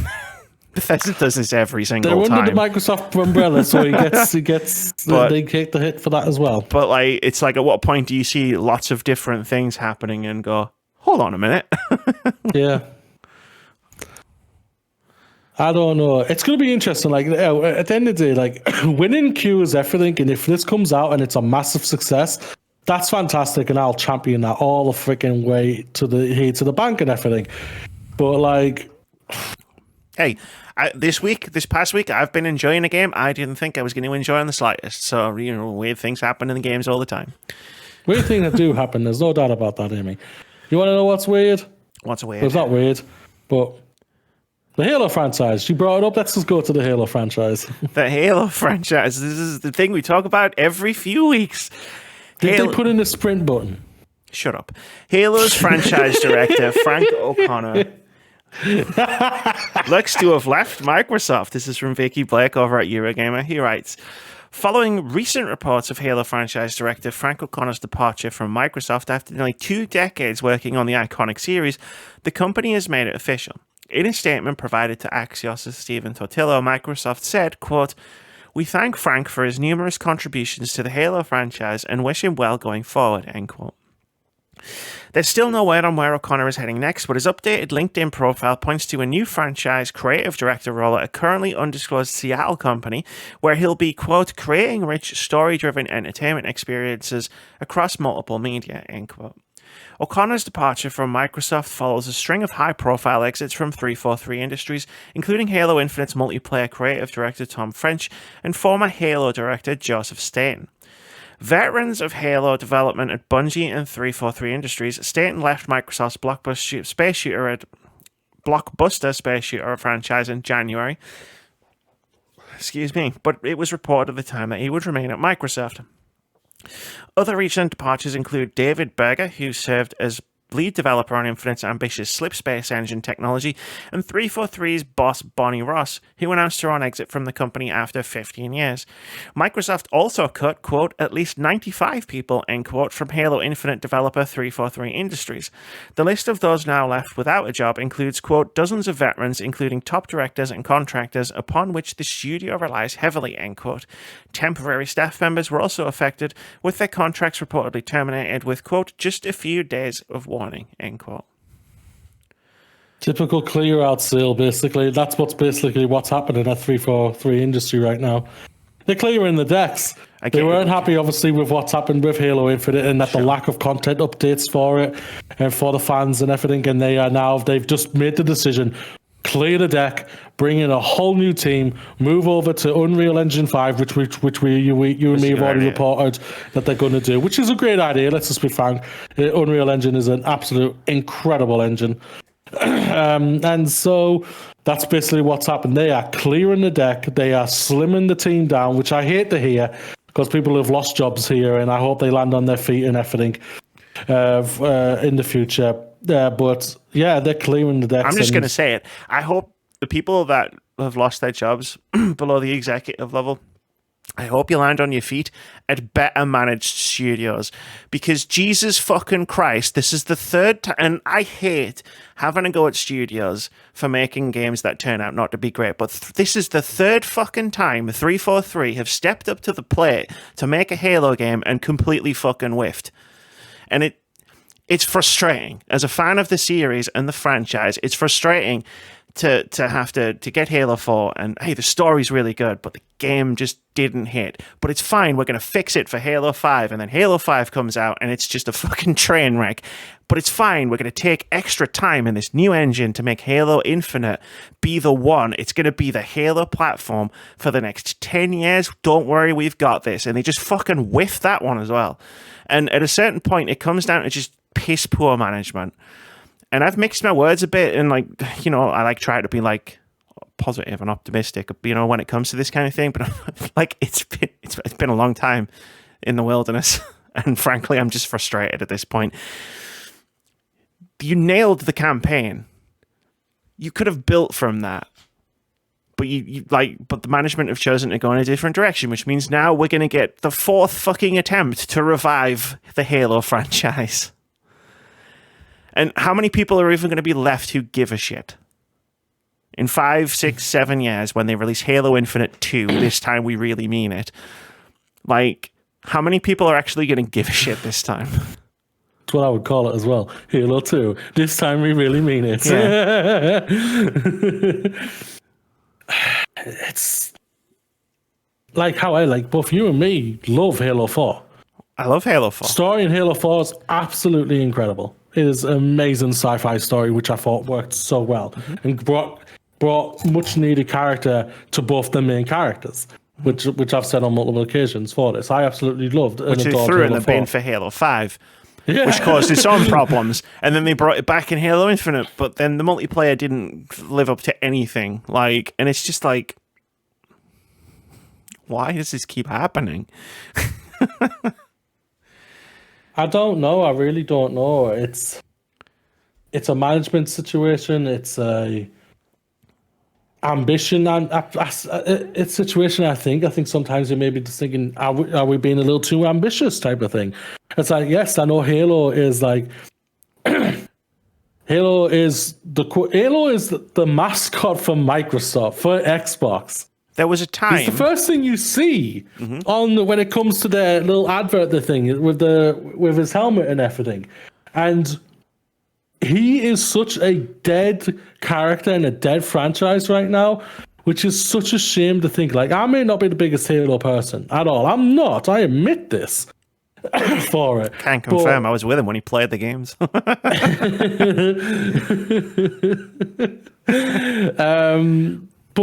I appreciate its existence in the video game industry.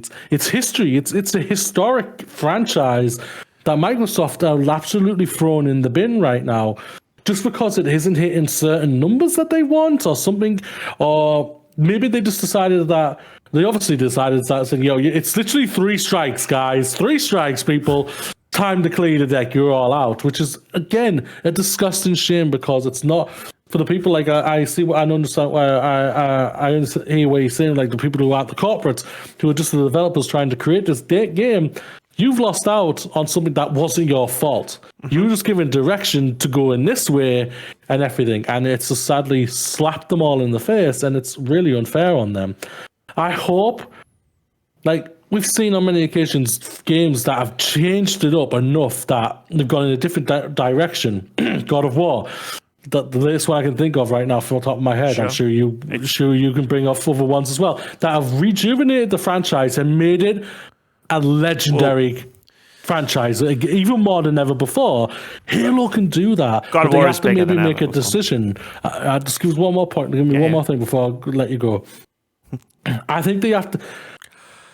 I don't know if they have to make a decision on just concentrating on an incredible story and doing a story and forgetting about a multiplayer. No, that would no. But you bring up an excellent point, which is I don't like Halo, right? From as a franchise, right? I'm listening to Halo novels on Audible right now that came out around about the time of between Halo 3 and 4. Fantastic novels, by the way, by Karen Travis. But like Halo has lacked since Bungie handed it off to 343 Industries is strong creative vision. It was a strong creative vision that basically resurrected God of War. Like God of War, if God of War 4 had been more God of War, it wouldn't have been as big as Ragnarok. God of War, it was just called God of War, wasn't it? Yes. That God of War would have been like Halo God needs God of War 2, God of War 3, God of War. Halo needs yeah, sure. God of War. It's like how it's Perfect Dark 0, Perfect Dark, or how Prey is followed by its sequel, Prey.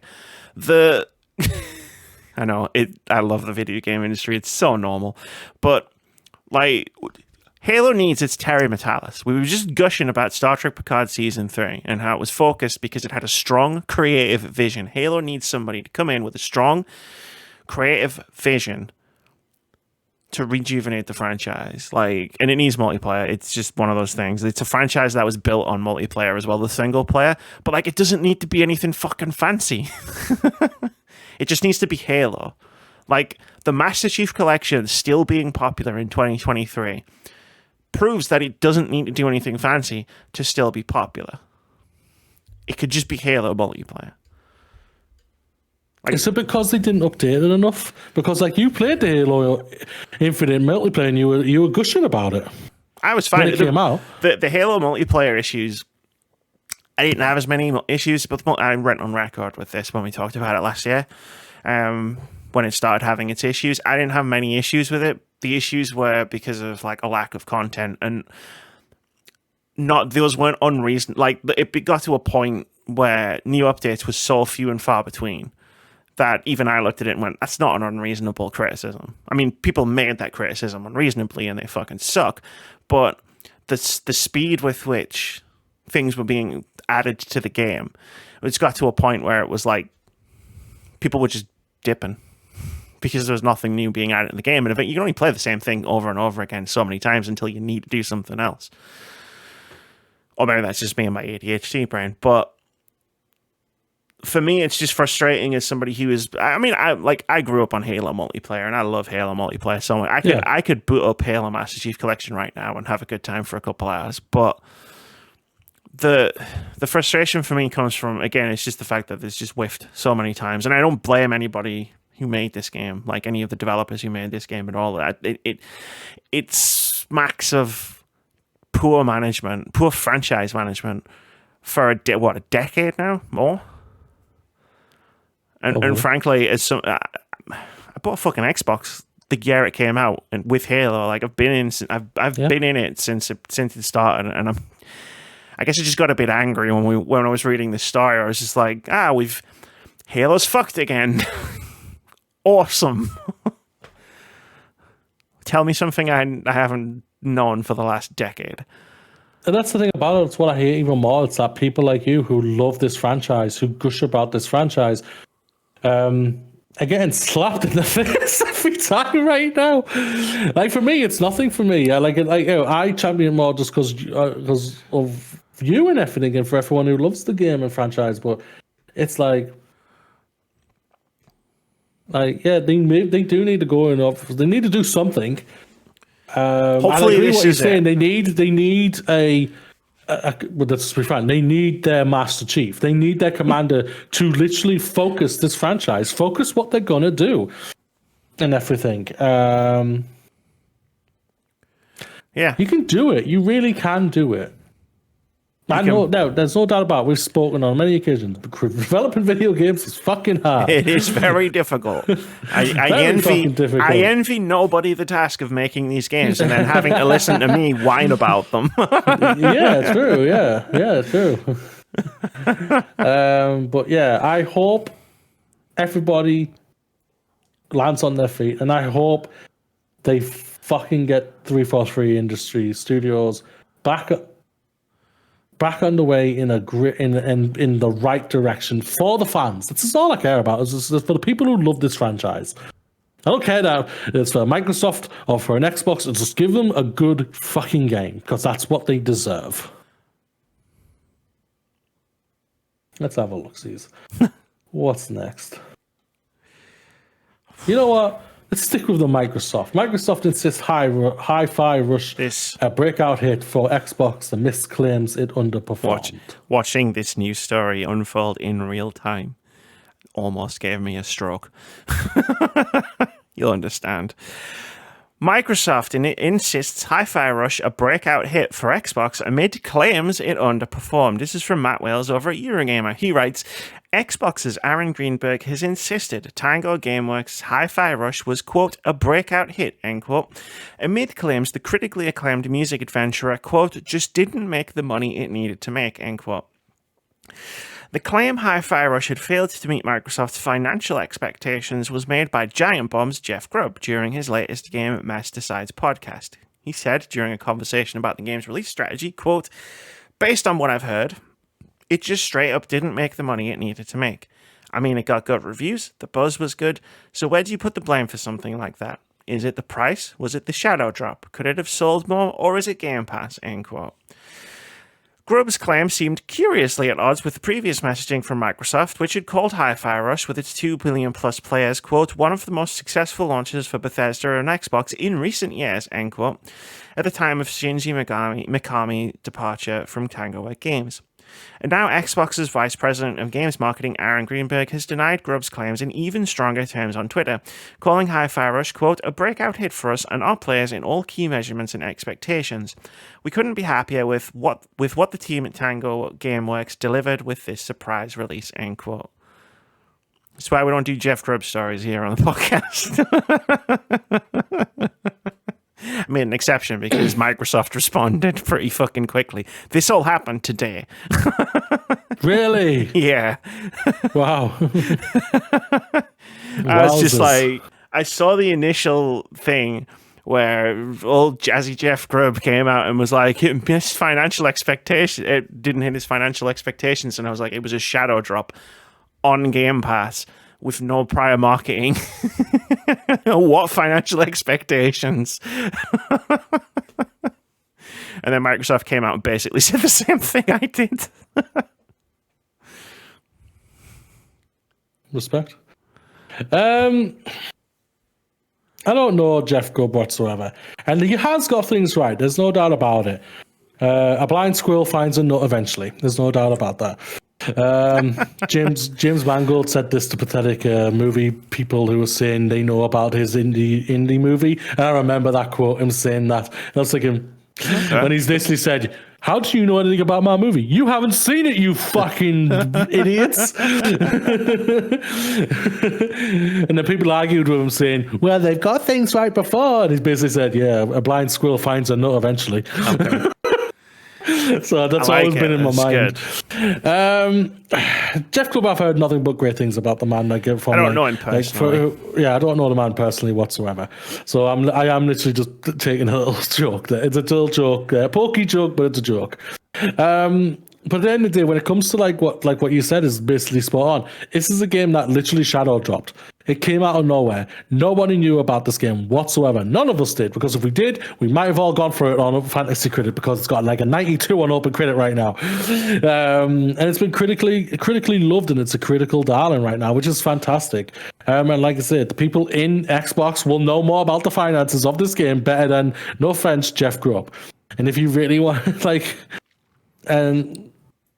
and this is, and Aaron Greenberg personally, I think he's like, you can clearly see from the response for me personally is that he's took this to personally, because it's like, this is a game he's probably been really high on and everything, and he's fighting this. And I see why he's done that. Yeah, so. I imagine, because Aaron Greenberg, to be fair, it was surprising that Microsoft responded to it as quickly as they did, and Aaron Greenberg responded to it in such like clear-cut terms. Like, there wasn't much corpo speak going on, right? It was like, no, mate, it hit all the measurements. It hit all the measurements we wanted it to hit. And I think part of the reason why it's provoked such a response, and part of the reason why I think if Aaron Greenberg and Microsoft themselves were annoyed by this coming up in the news cycle, is because Microsoft are currently dealing with something we just talked about before. Oh, you've got no games, mate. So if the one game that they've released so far in 2023 is now having headlines saying, well, this was a disappointment for Microsoft, like, that's going to piss you off, right? Yeah. Especially if it's not true. Yeah. That's the thing about it. It's crazy. And like, sometimes you just like, Jeff Grubb is a weird person. Like, he really is. But you know, he gets a lot of people. He gets a lot of listeners. He gets a lot of people listening to him. Yeah. And sometimes take what he says as truth and everything like that. Like when we heard that the Suicide Squad has been pushed to next year, I think you literally said, "Who's saying this? Who is saying this?" Yeah. Nope. And everything. And but you were right. Like I just saw the headline. I just threw it in on when we were talking about it. I never really look at the articles until we obviously do the podcast. Sure. Because I'm obviously just trying to find stuff 9 times out of 10 for the podcast for us. Like how we struggled to find a great main topic today. It's true. For it. But no, yeah, it's like, I don't know, man. I really don't like. Like, where does he get this stuff? Like, who the hell's saying this stuff to him? Like, I've seen, like, my main beef with Jeff Grubb isn't with Jeff Grubb. Jeff Grubb seems like a really lovely guy, right? And, like, at least from what I've seen on Twitter and heard in podcasts and stuff, and I'm sure he is. Like, my beef is with people who throw things Jeff Grubb has said to me as fact.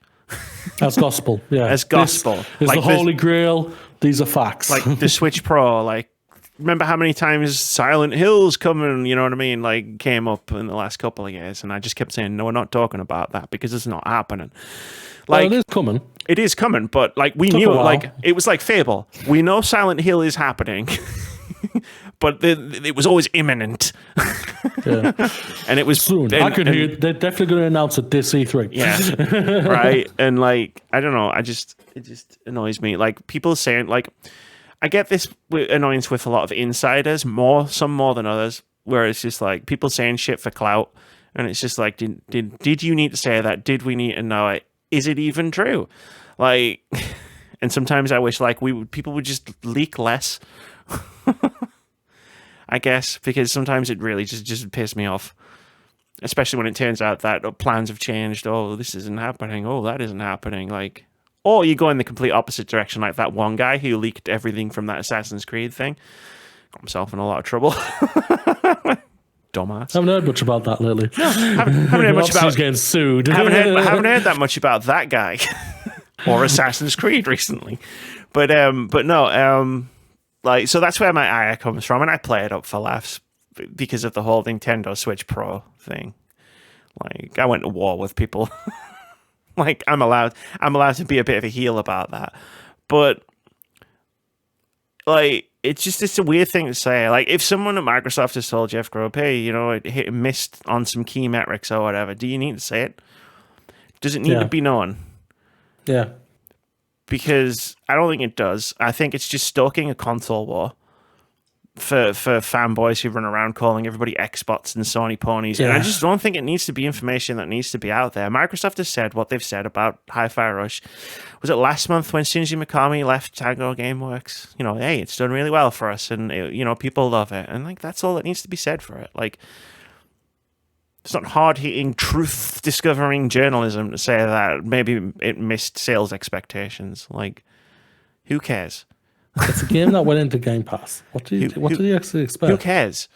Microsoft know what they were doing, and that's what they wanted. If they've hit the numbers they wanted to hit, and if it's surpassed those numbers, congratulations to Hi-Fi Rush. That's the part that annoys me, because it's like I interrogate the motivations of or the effect of the information being shared, and a lot of the times I find that it's just for clout and it's just gonna stir the pot, and it's like, I don't like it when people stir the pot. I don't. Yeah, but sadly that is the industry in general. Yeah. Or the fanboys in general. One last story, Amy. I would like to request if you can keep Blizzard one till next week. Christ, don't mind. Sure. Yeah, let's go to Horizon Forbidden West. Now supports players with a phobia of deep water. I was going to request this one. If this wasn't the one, I was going to request this one. So that's good. I got you. This is from Tom Phillips over at Eurogamer. He writes, Horizon Forbidden West's Burning Shores expansion arrives tomorrow, or this week. It'll bring a greatly expanded world that reaches into the skies and into the very depths of the ocean. That's why Burning Shores is only available on PS5. The PS4 just couldn't handle all those clouds. To prepare for Burning Shores' arrival, Forbidden West just received a 13GB update. Besides some behind-the-scenes technical stuff that gets everything ready for the expansion's arrival, today's update also adds several new accessibility features, one of which is labeled Thalassophobia mode. Thalassophobia, for those wondering, is the fear of the ocean. It's something I made a video about a couple of years ago. It's the sense of overwhelming dread that occurs when you look at unfathomably deep water, the mind immediately conjuring enormous sea beasts that could eat you in a single gulp. It's a little more complicated than that, but I'll let it slide. It's the fear that makes Subnautica such an amazing horror game, despite being marketed as a survival game, and it's the fear that can keep some people from even stepping foot on a beach, let alone swimming in the ocean. There was a FAQ for the expansion that said, quote, this feature aims to ease thalassophobia symptoms by improving underwater ambient visibility and allowing you to breathe indefinitely, regardless of story progression, end quote. Normally, players would have to unlock the diving mask to swim without fear of drowning, but Thalassophobia mode will let you swim as deep as you like without ever needing to worry about running out of breath. I think it lightens everything up as well so you can see further. Again, it goes to the whole thing of accessibility, and this is fantastic. Like, I know you suffer from this. I do. We've spoken about it on many occasions. It was like one of the reasons why we, I didn't realize you were having like you had problems during the play until we obviously spoke about it afterwards when with It Takes Two. We did. They have an underwater thing about it and everything. And it's a whole underwater thing with that big fish. Rawr. Yeah, and it's like, this is fantastic. We're always going to champion these type of things and everything like that. And it's like, this is not just the first one to do this. Like, I remember Grounded did this with spiders. Arachnophobia mode. Yeah. We have arachnophobia mode in Smallland. Which I would just like to point. That's awesome, by the way. I'd just like to point out, as someone who isn't arachnophobic, the things that it turns the spiders into fucking scare the shit out of me. There's more worse. I know it didn't worse for me. It's fucking worse. Yeah, it's insane. But yeah. Like, well done to this team for this and everything. And I won't lie, I'd have a look at this again, Amy. I feel weirdly seen by this. Like, yeah. I never expect in a million years. Like, I've dealt with thalassophobia for decades, and like, there's like from a vivid memory of that one level of Tomb Raider 2, you know, where it starts underwater and you've got to swim down in the ocean to go to the boat and stuff, and just never being able to finish Tomb Raider 2. Like, all the way to, like, It Takes Two, and seeing water sections in the Horizon Forbidden West trailer and being like, shit, like, I'm gonna be shit out of luck here.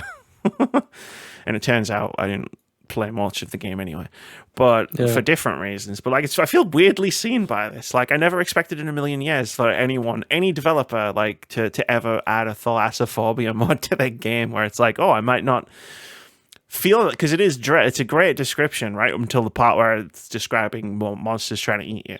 It's like that dread of just like, oh, it's like it's proper gets inside you. Or it's just like it's hard to escape, and it's just pixels on a screen, you know.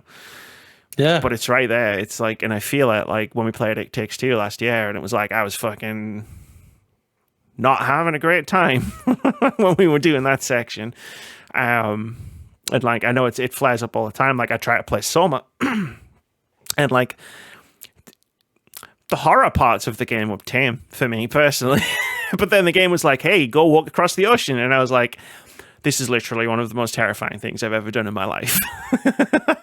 And it's not a fear of like being attacked; it's just a fear of the emptiness of the vast ocean. I don't know.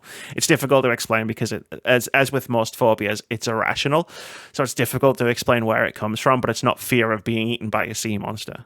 Everybody's afraid of being eaten by a sea monster. Yeah. That's true. Like, yeah. Have you seen Jaws, people? Have you seen Jaws? Ironically, one of my favorite films. I fucking love Jaws.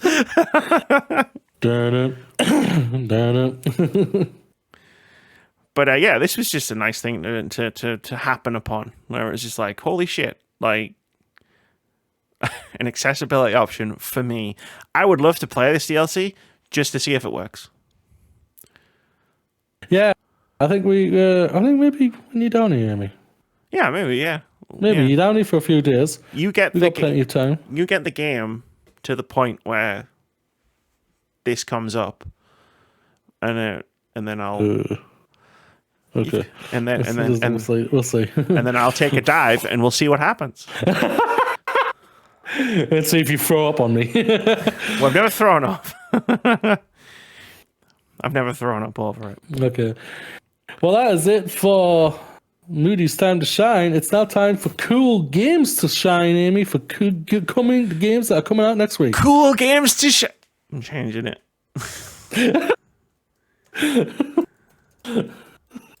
I'm changing it right now. Cool games to shine. I can see you are. Hell yeah, baby. I was going to do a segue where it was like, cool games coming out next week. And I was like, what isn't coming out next week? But that joke was just too much. I couldn't pass it up. Couldn't do that, could you? I'd always try to limit myself to 2 or 3 games in this section, but it was impossible this week because fucking a million games are coming out. So, cool games to shine. Some cool games coming out next week that I think you should keep an eye out for. The first one is coming out on Monday, April 24th on PC in early access. Shadows of Doubt. This was an indie game of the week a couple of months ago. It's a procedurally generated immersive sim detective game, and it looks fucking amazing. It actually plays amazing. I tried it a couple of months ago. And next up we have Cassette Beast, which is definitely not Pokemon. This is coming out on PC on April 27th. It's coming out on consoles later in the year, and it's launching in Game Pass. We also have Mail Time coming on PC on April 27, which is a cute, wholesome game where you play a little mushroom fella delivering letters in the forest. I'm going to skip that one for a second. Star Wars Jedi Survivor comes to PS5, Xbox Series X and S, and PC on April 28th. You don't need me to explain what that game is. It's the fucking Star Wars game. But perhaps the biggest game coming out next week, for us anyway, really. Bramble, the Mountain King, is coming to PlayStation platforms, Xbox platforms, Switch, and PC on April 27th. Moody, what's Bramble, the Mountain King? Bramble the Mountain King is a grim adventure set in a world inspired by dark Nordic fables. Explore the beautiful yet dangerous and twisted land of Bramble in your endeavor to rescue your sister. Traverse a wondrous landscape and survive deadly encounters with Bramble's many hideous creatures. I didn't expect you to just read the description that was in the notes. I was going to do that. I was never going to be able to give you a good pitch here without reading the notes at all. Bramble is a video game, obviously, that I have worked on. This is my second launch within many weeks, but this is my first single-player game that is launching. That I have personally put a lot of time in QA testing and developing. So if you find a bug, fuck off. If you find a bug, just at him on Twitter. Yeah, at me on Twitter. At me on Twitter. At bite me.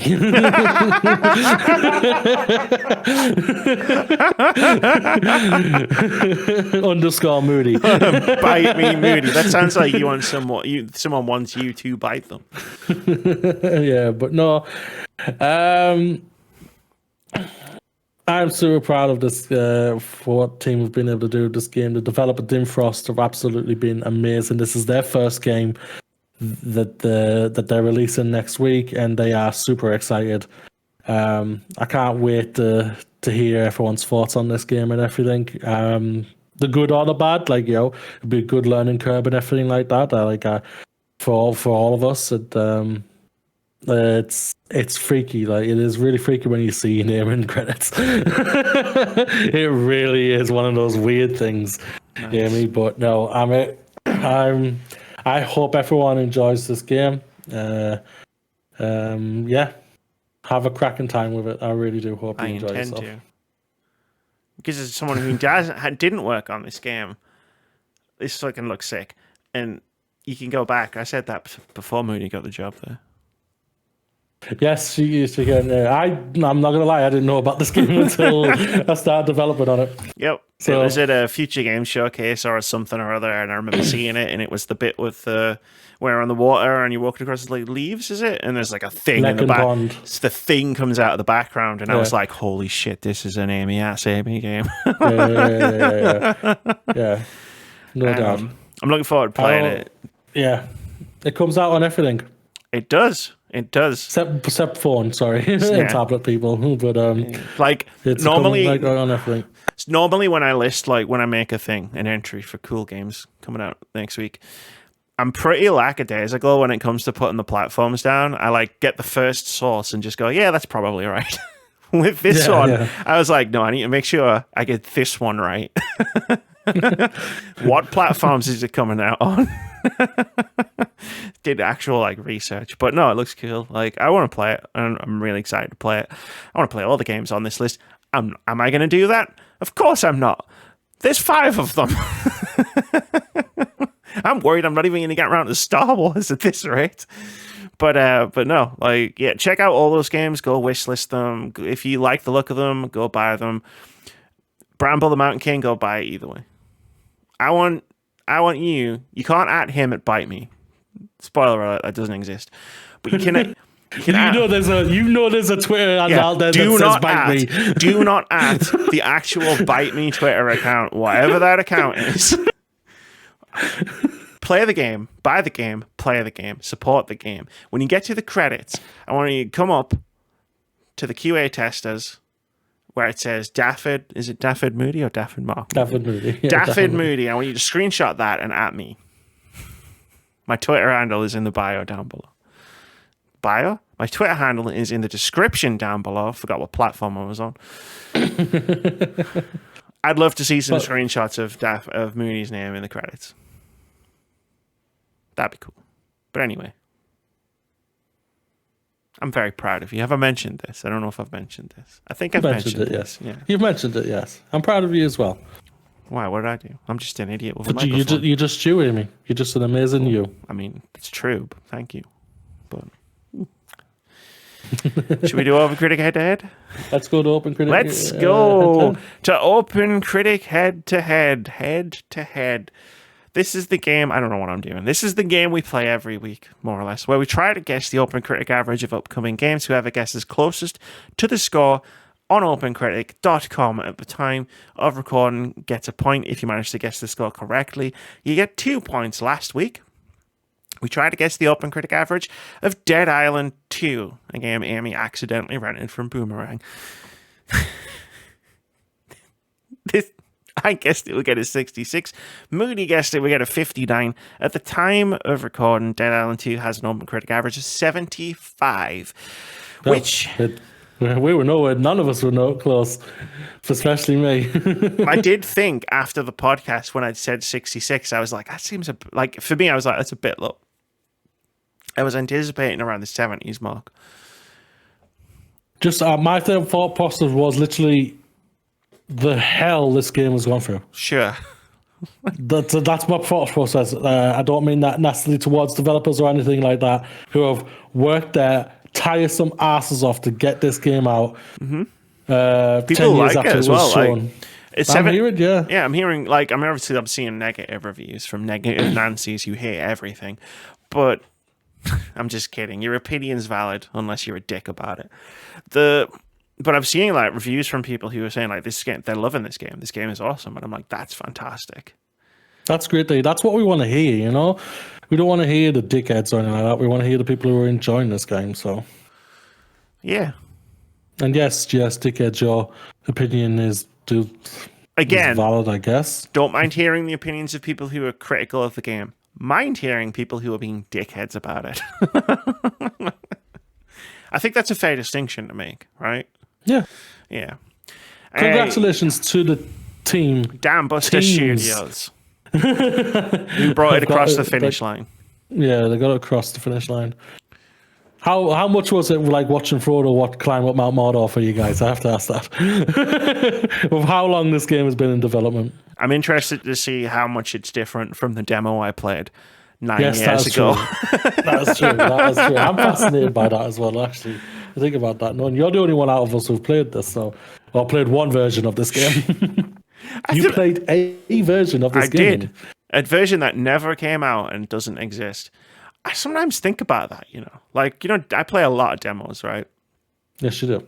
Like at shows and on Steam, at Steam Next Fest and for Indie Game of the Week and stuff. I wonder how many games I've played that just don't exist. Just I've played a demo of it and it just flat out never fucking came out. And then like on the flip side of that, I've played a demo for a game, but then like it's changed completely, and I've just played a version of the game that will never see the light of day. And I think about that sometimes. I find it a bit weird. Yeah. But anyway, the current scores are Amy 8, Moody 6. We have had 1 draw. We're doing 2 this week. 2. We're going to start putting those banked ones to use. We got 2. I decided not to put Bramble up for this. I was never going to put a score on that. Because of that, but also it could have led to an awkward conversation. Amy, what do you think Bramble's going to get? Fucking 60. What?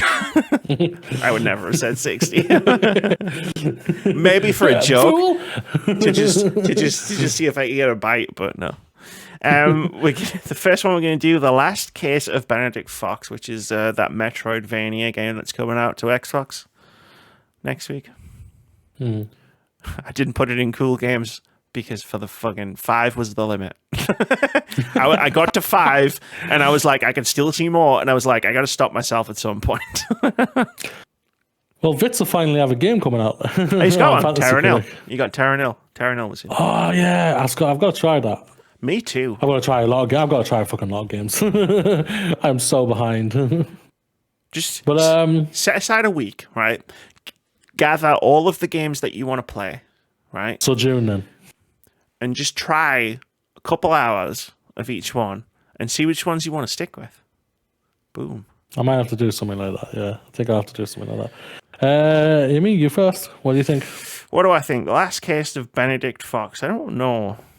A lot of people are excited for this game. And for me, I love the art style. I love the weird fiction, Lovecraftian horror elements to it. Yeah. But it's never really grabbed me in a way where I'm like, I have to play this, you know. But obviously, like, I'm not game critics. So 69. I'm retiring that joke because Elon Musk keeps doing it over and over again. Does he? Yeah. Yeah, he removed all the verified badges yesterday because it was 420. Joke's on you, dickhead. It was 24 over here. I'm going to go 77. That's where I'm going for The Last Case of Benedict Fox. 79. 79. I figured we'd be pretty close. Now, the other game that we're doing OpenCritic Head-To-Head for this week is Star Wars Jedi Survivor. I don't know if you remember. You remember. I don't know if you remember. First game, a little bit buggy when it came out. Yeah. Just a little bit buggy. And I mean, I didn't get hit by nearly as hard as a lot of other people did with that. But I did have one boss in a boss fight. The boss just fucking evaporated or something. Just fucking disappeared. That was weird. But Fallen Order had an OpenCritic of 82. Yeah, I've just looked it up. And it's like, okay. If they've fixed the bugs, or if it's less buggy when it comes out, the only other thing I can remember being annoying about that game that I think other people found annoying was like traveling around the map. That was really fucking annoying. So if they fixed that, there's that one ice level that was just nothing but a pain in the ass. Oh, the Sonic the Hedgehog bits where it slid down all over the place, and it was like, oh, for fuck's sake, man. I remember that being a pain, so I'm hoping they fix that too. Because if they have, it's going to get more than an 82. Obviously, the story being good and all that stuff. Like, the first one was, but 85.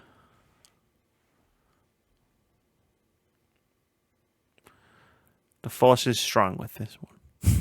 Force is even stronger with this one, Amy. 91.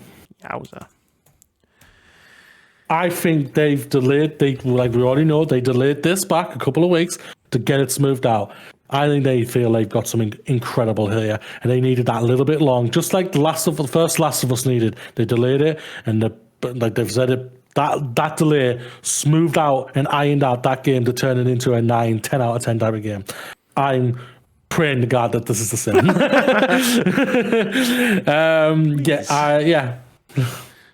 91. I'm going for it. Like, what the fuck? You know what? I'm just going to go for it. Right? Fuck it. Wait, Star Wars Jedi Survive. Wait, let's see what I guess for Zelda in a couple of weeks.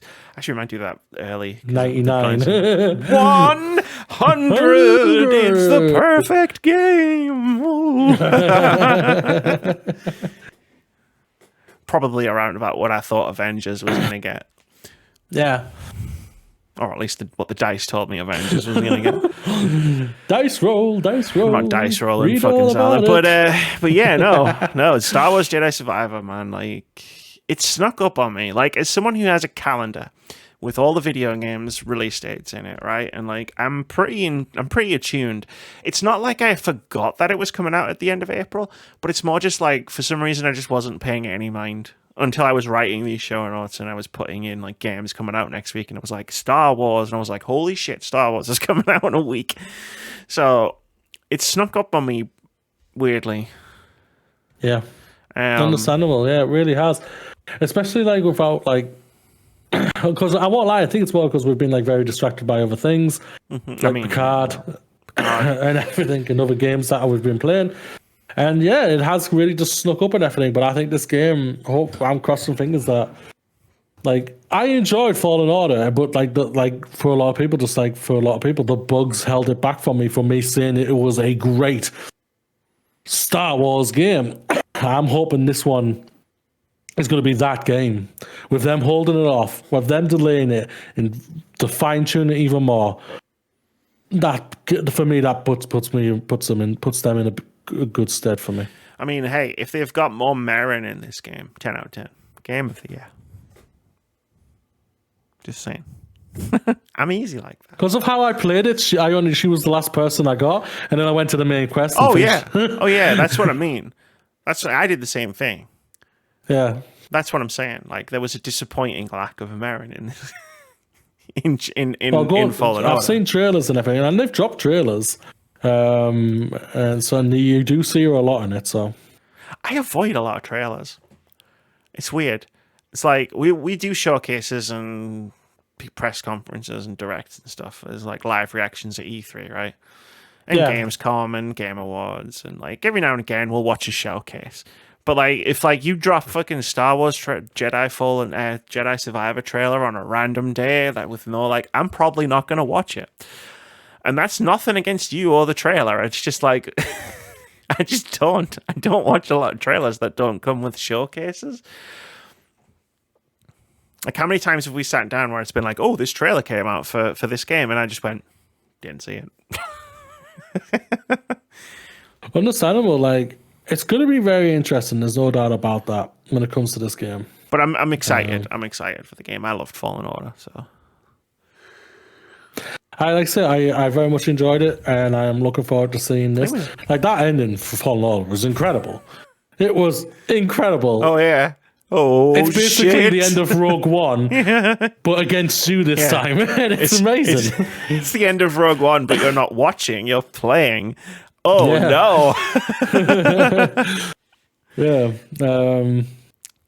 I'm going to be fascinated to see what they do with this one. I hope that whatever the story is, I hope that like whatever they do, just they have a proper good concurrent ending for itself, how they want to do it and whatnot. So I'm going to be very fascinated to see what happens and whatnot. So. The first Star Wars thing I've done since Rise of Skywalker. Probably, yeah. I think that really probably is. It came out because you haven't watched, to my knowledge, any of the Mandalorian. You've just not been interested in it. I haven't seen any of the stuff. Any of the you haven't seen Andor. That one's on my list. Didn't you watch? Oh no, this came out before Rise of Skywalker, so no, never mind. Yeah, because Fallen Order came out, and then Rise of Skywalker came out. But yeah, I was going to say, but I'm pretty sure you said you've watched the Clone Wars finale. No. No? No. I need to watch most of the series. The order's wonky. I'm a very casual. Like even before Rise of Skywalker destroyed my interest in Star Wars, temporarily, hopefully. I would classify myself as a casual Star Wars fan. Fair. That's fair. Like, that's probably why. That's probably why I took so much psychic damage from Rise of Skywalker, because I'm invested, but not like I was never all the way in. yeah, but you were excited with what happened in The Last Jedi and everything, and then decided just to throw it out the fucking window. I was talking to my friend about Rise of Skywalker actually, because we were talking about movies in general, and like how like I need time after seeing something to process, to decide what I thought of it, if that makes sense, because I just need to sit with it for a bit. Rise of Skywalker was only one of about 6 examples in my entire life where partway through it, I went, oh no, this is terrible. I can remember sitting in the cinema, and my parents were sat next to me, and the movie's happening, and I was about halfway through, and I looked at my watch, because I was wearing my smartwatch, and I went, and then because I looked at my watch, and I was like, fucking hell, it's only been on for 40 minutes. And in that moment, my brain clicked, and I went, oh, shit. I don't like this. It happens rarely. How do you think me and Sophia felt? We went and did a triple bill. I remember. We watched Force Awakens, then The Last Jedi at the cinema, and then did Rise of Skywalker. I can't fault you. Oh, we were Force Awakens. I love Force Awakens. It brought Star Wars back and made me feel like Star Wars. Last Jedi, I absolutely adore and think it's an incredible film, and I stand by that till the end of days. Yeah, for that. And I was excited, thinking, "All right, here we go. Let's do this." I was all the hype I built up from episode 7 and 8. Died by the end of episode 9. It really was. Bad. It really, really was. Last Jedi was great. It had its flaws for sure.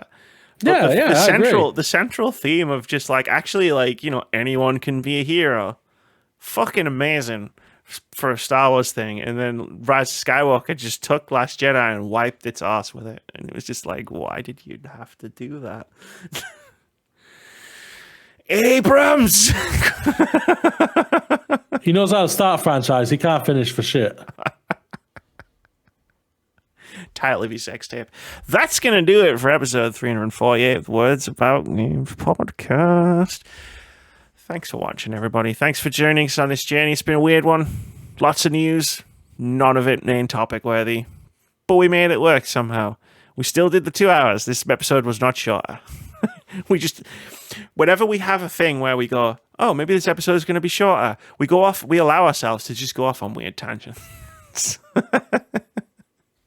It's like it's hard coded into both our fucking brains that it's like, no, we will sit here for 2 hours. Yeah. No matter what. fucking dinosaur rampaging outside. Moody went to finish this fucking podcast. There's a dinosaur rampaging outside? It might be. I don't know. We're finishing this podcast either way. Oh, okay. Okay. That's going to do it, though. Moody, do you have any final thoughts to close out? Yeah, I have some final thoughts out there. We've seen a lot of craziness that goes on out in the world and everything like that. But I just want to say these things for everyone out there who listens to us and appreciates our voice and everything like that. A lesson I want us to all to learn is that it doesn't matter what everyone looks like. You can be tall, short, or fat, or thin, ugly or handsome. You can be black or yellow, white or anything. It doesn't matter. What does matter is the size of your heart and the strength of your character. And I hope everyone can just be kind to everyone out there over the weekend and just be nice. And just be awesome. Just be awesome, because you are awesome. You are all awesome out there, and I want you just to remember that. And that's it. Are you sure? You're not forgetting one. Sorry. There it is. That's going to do it. See you later, everybody. Live long and prosper.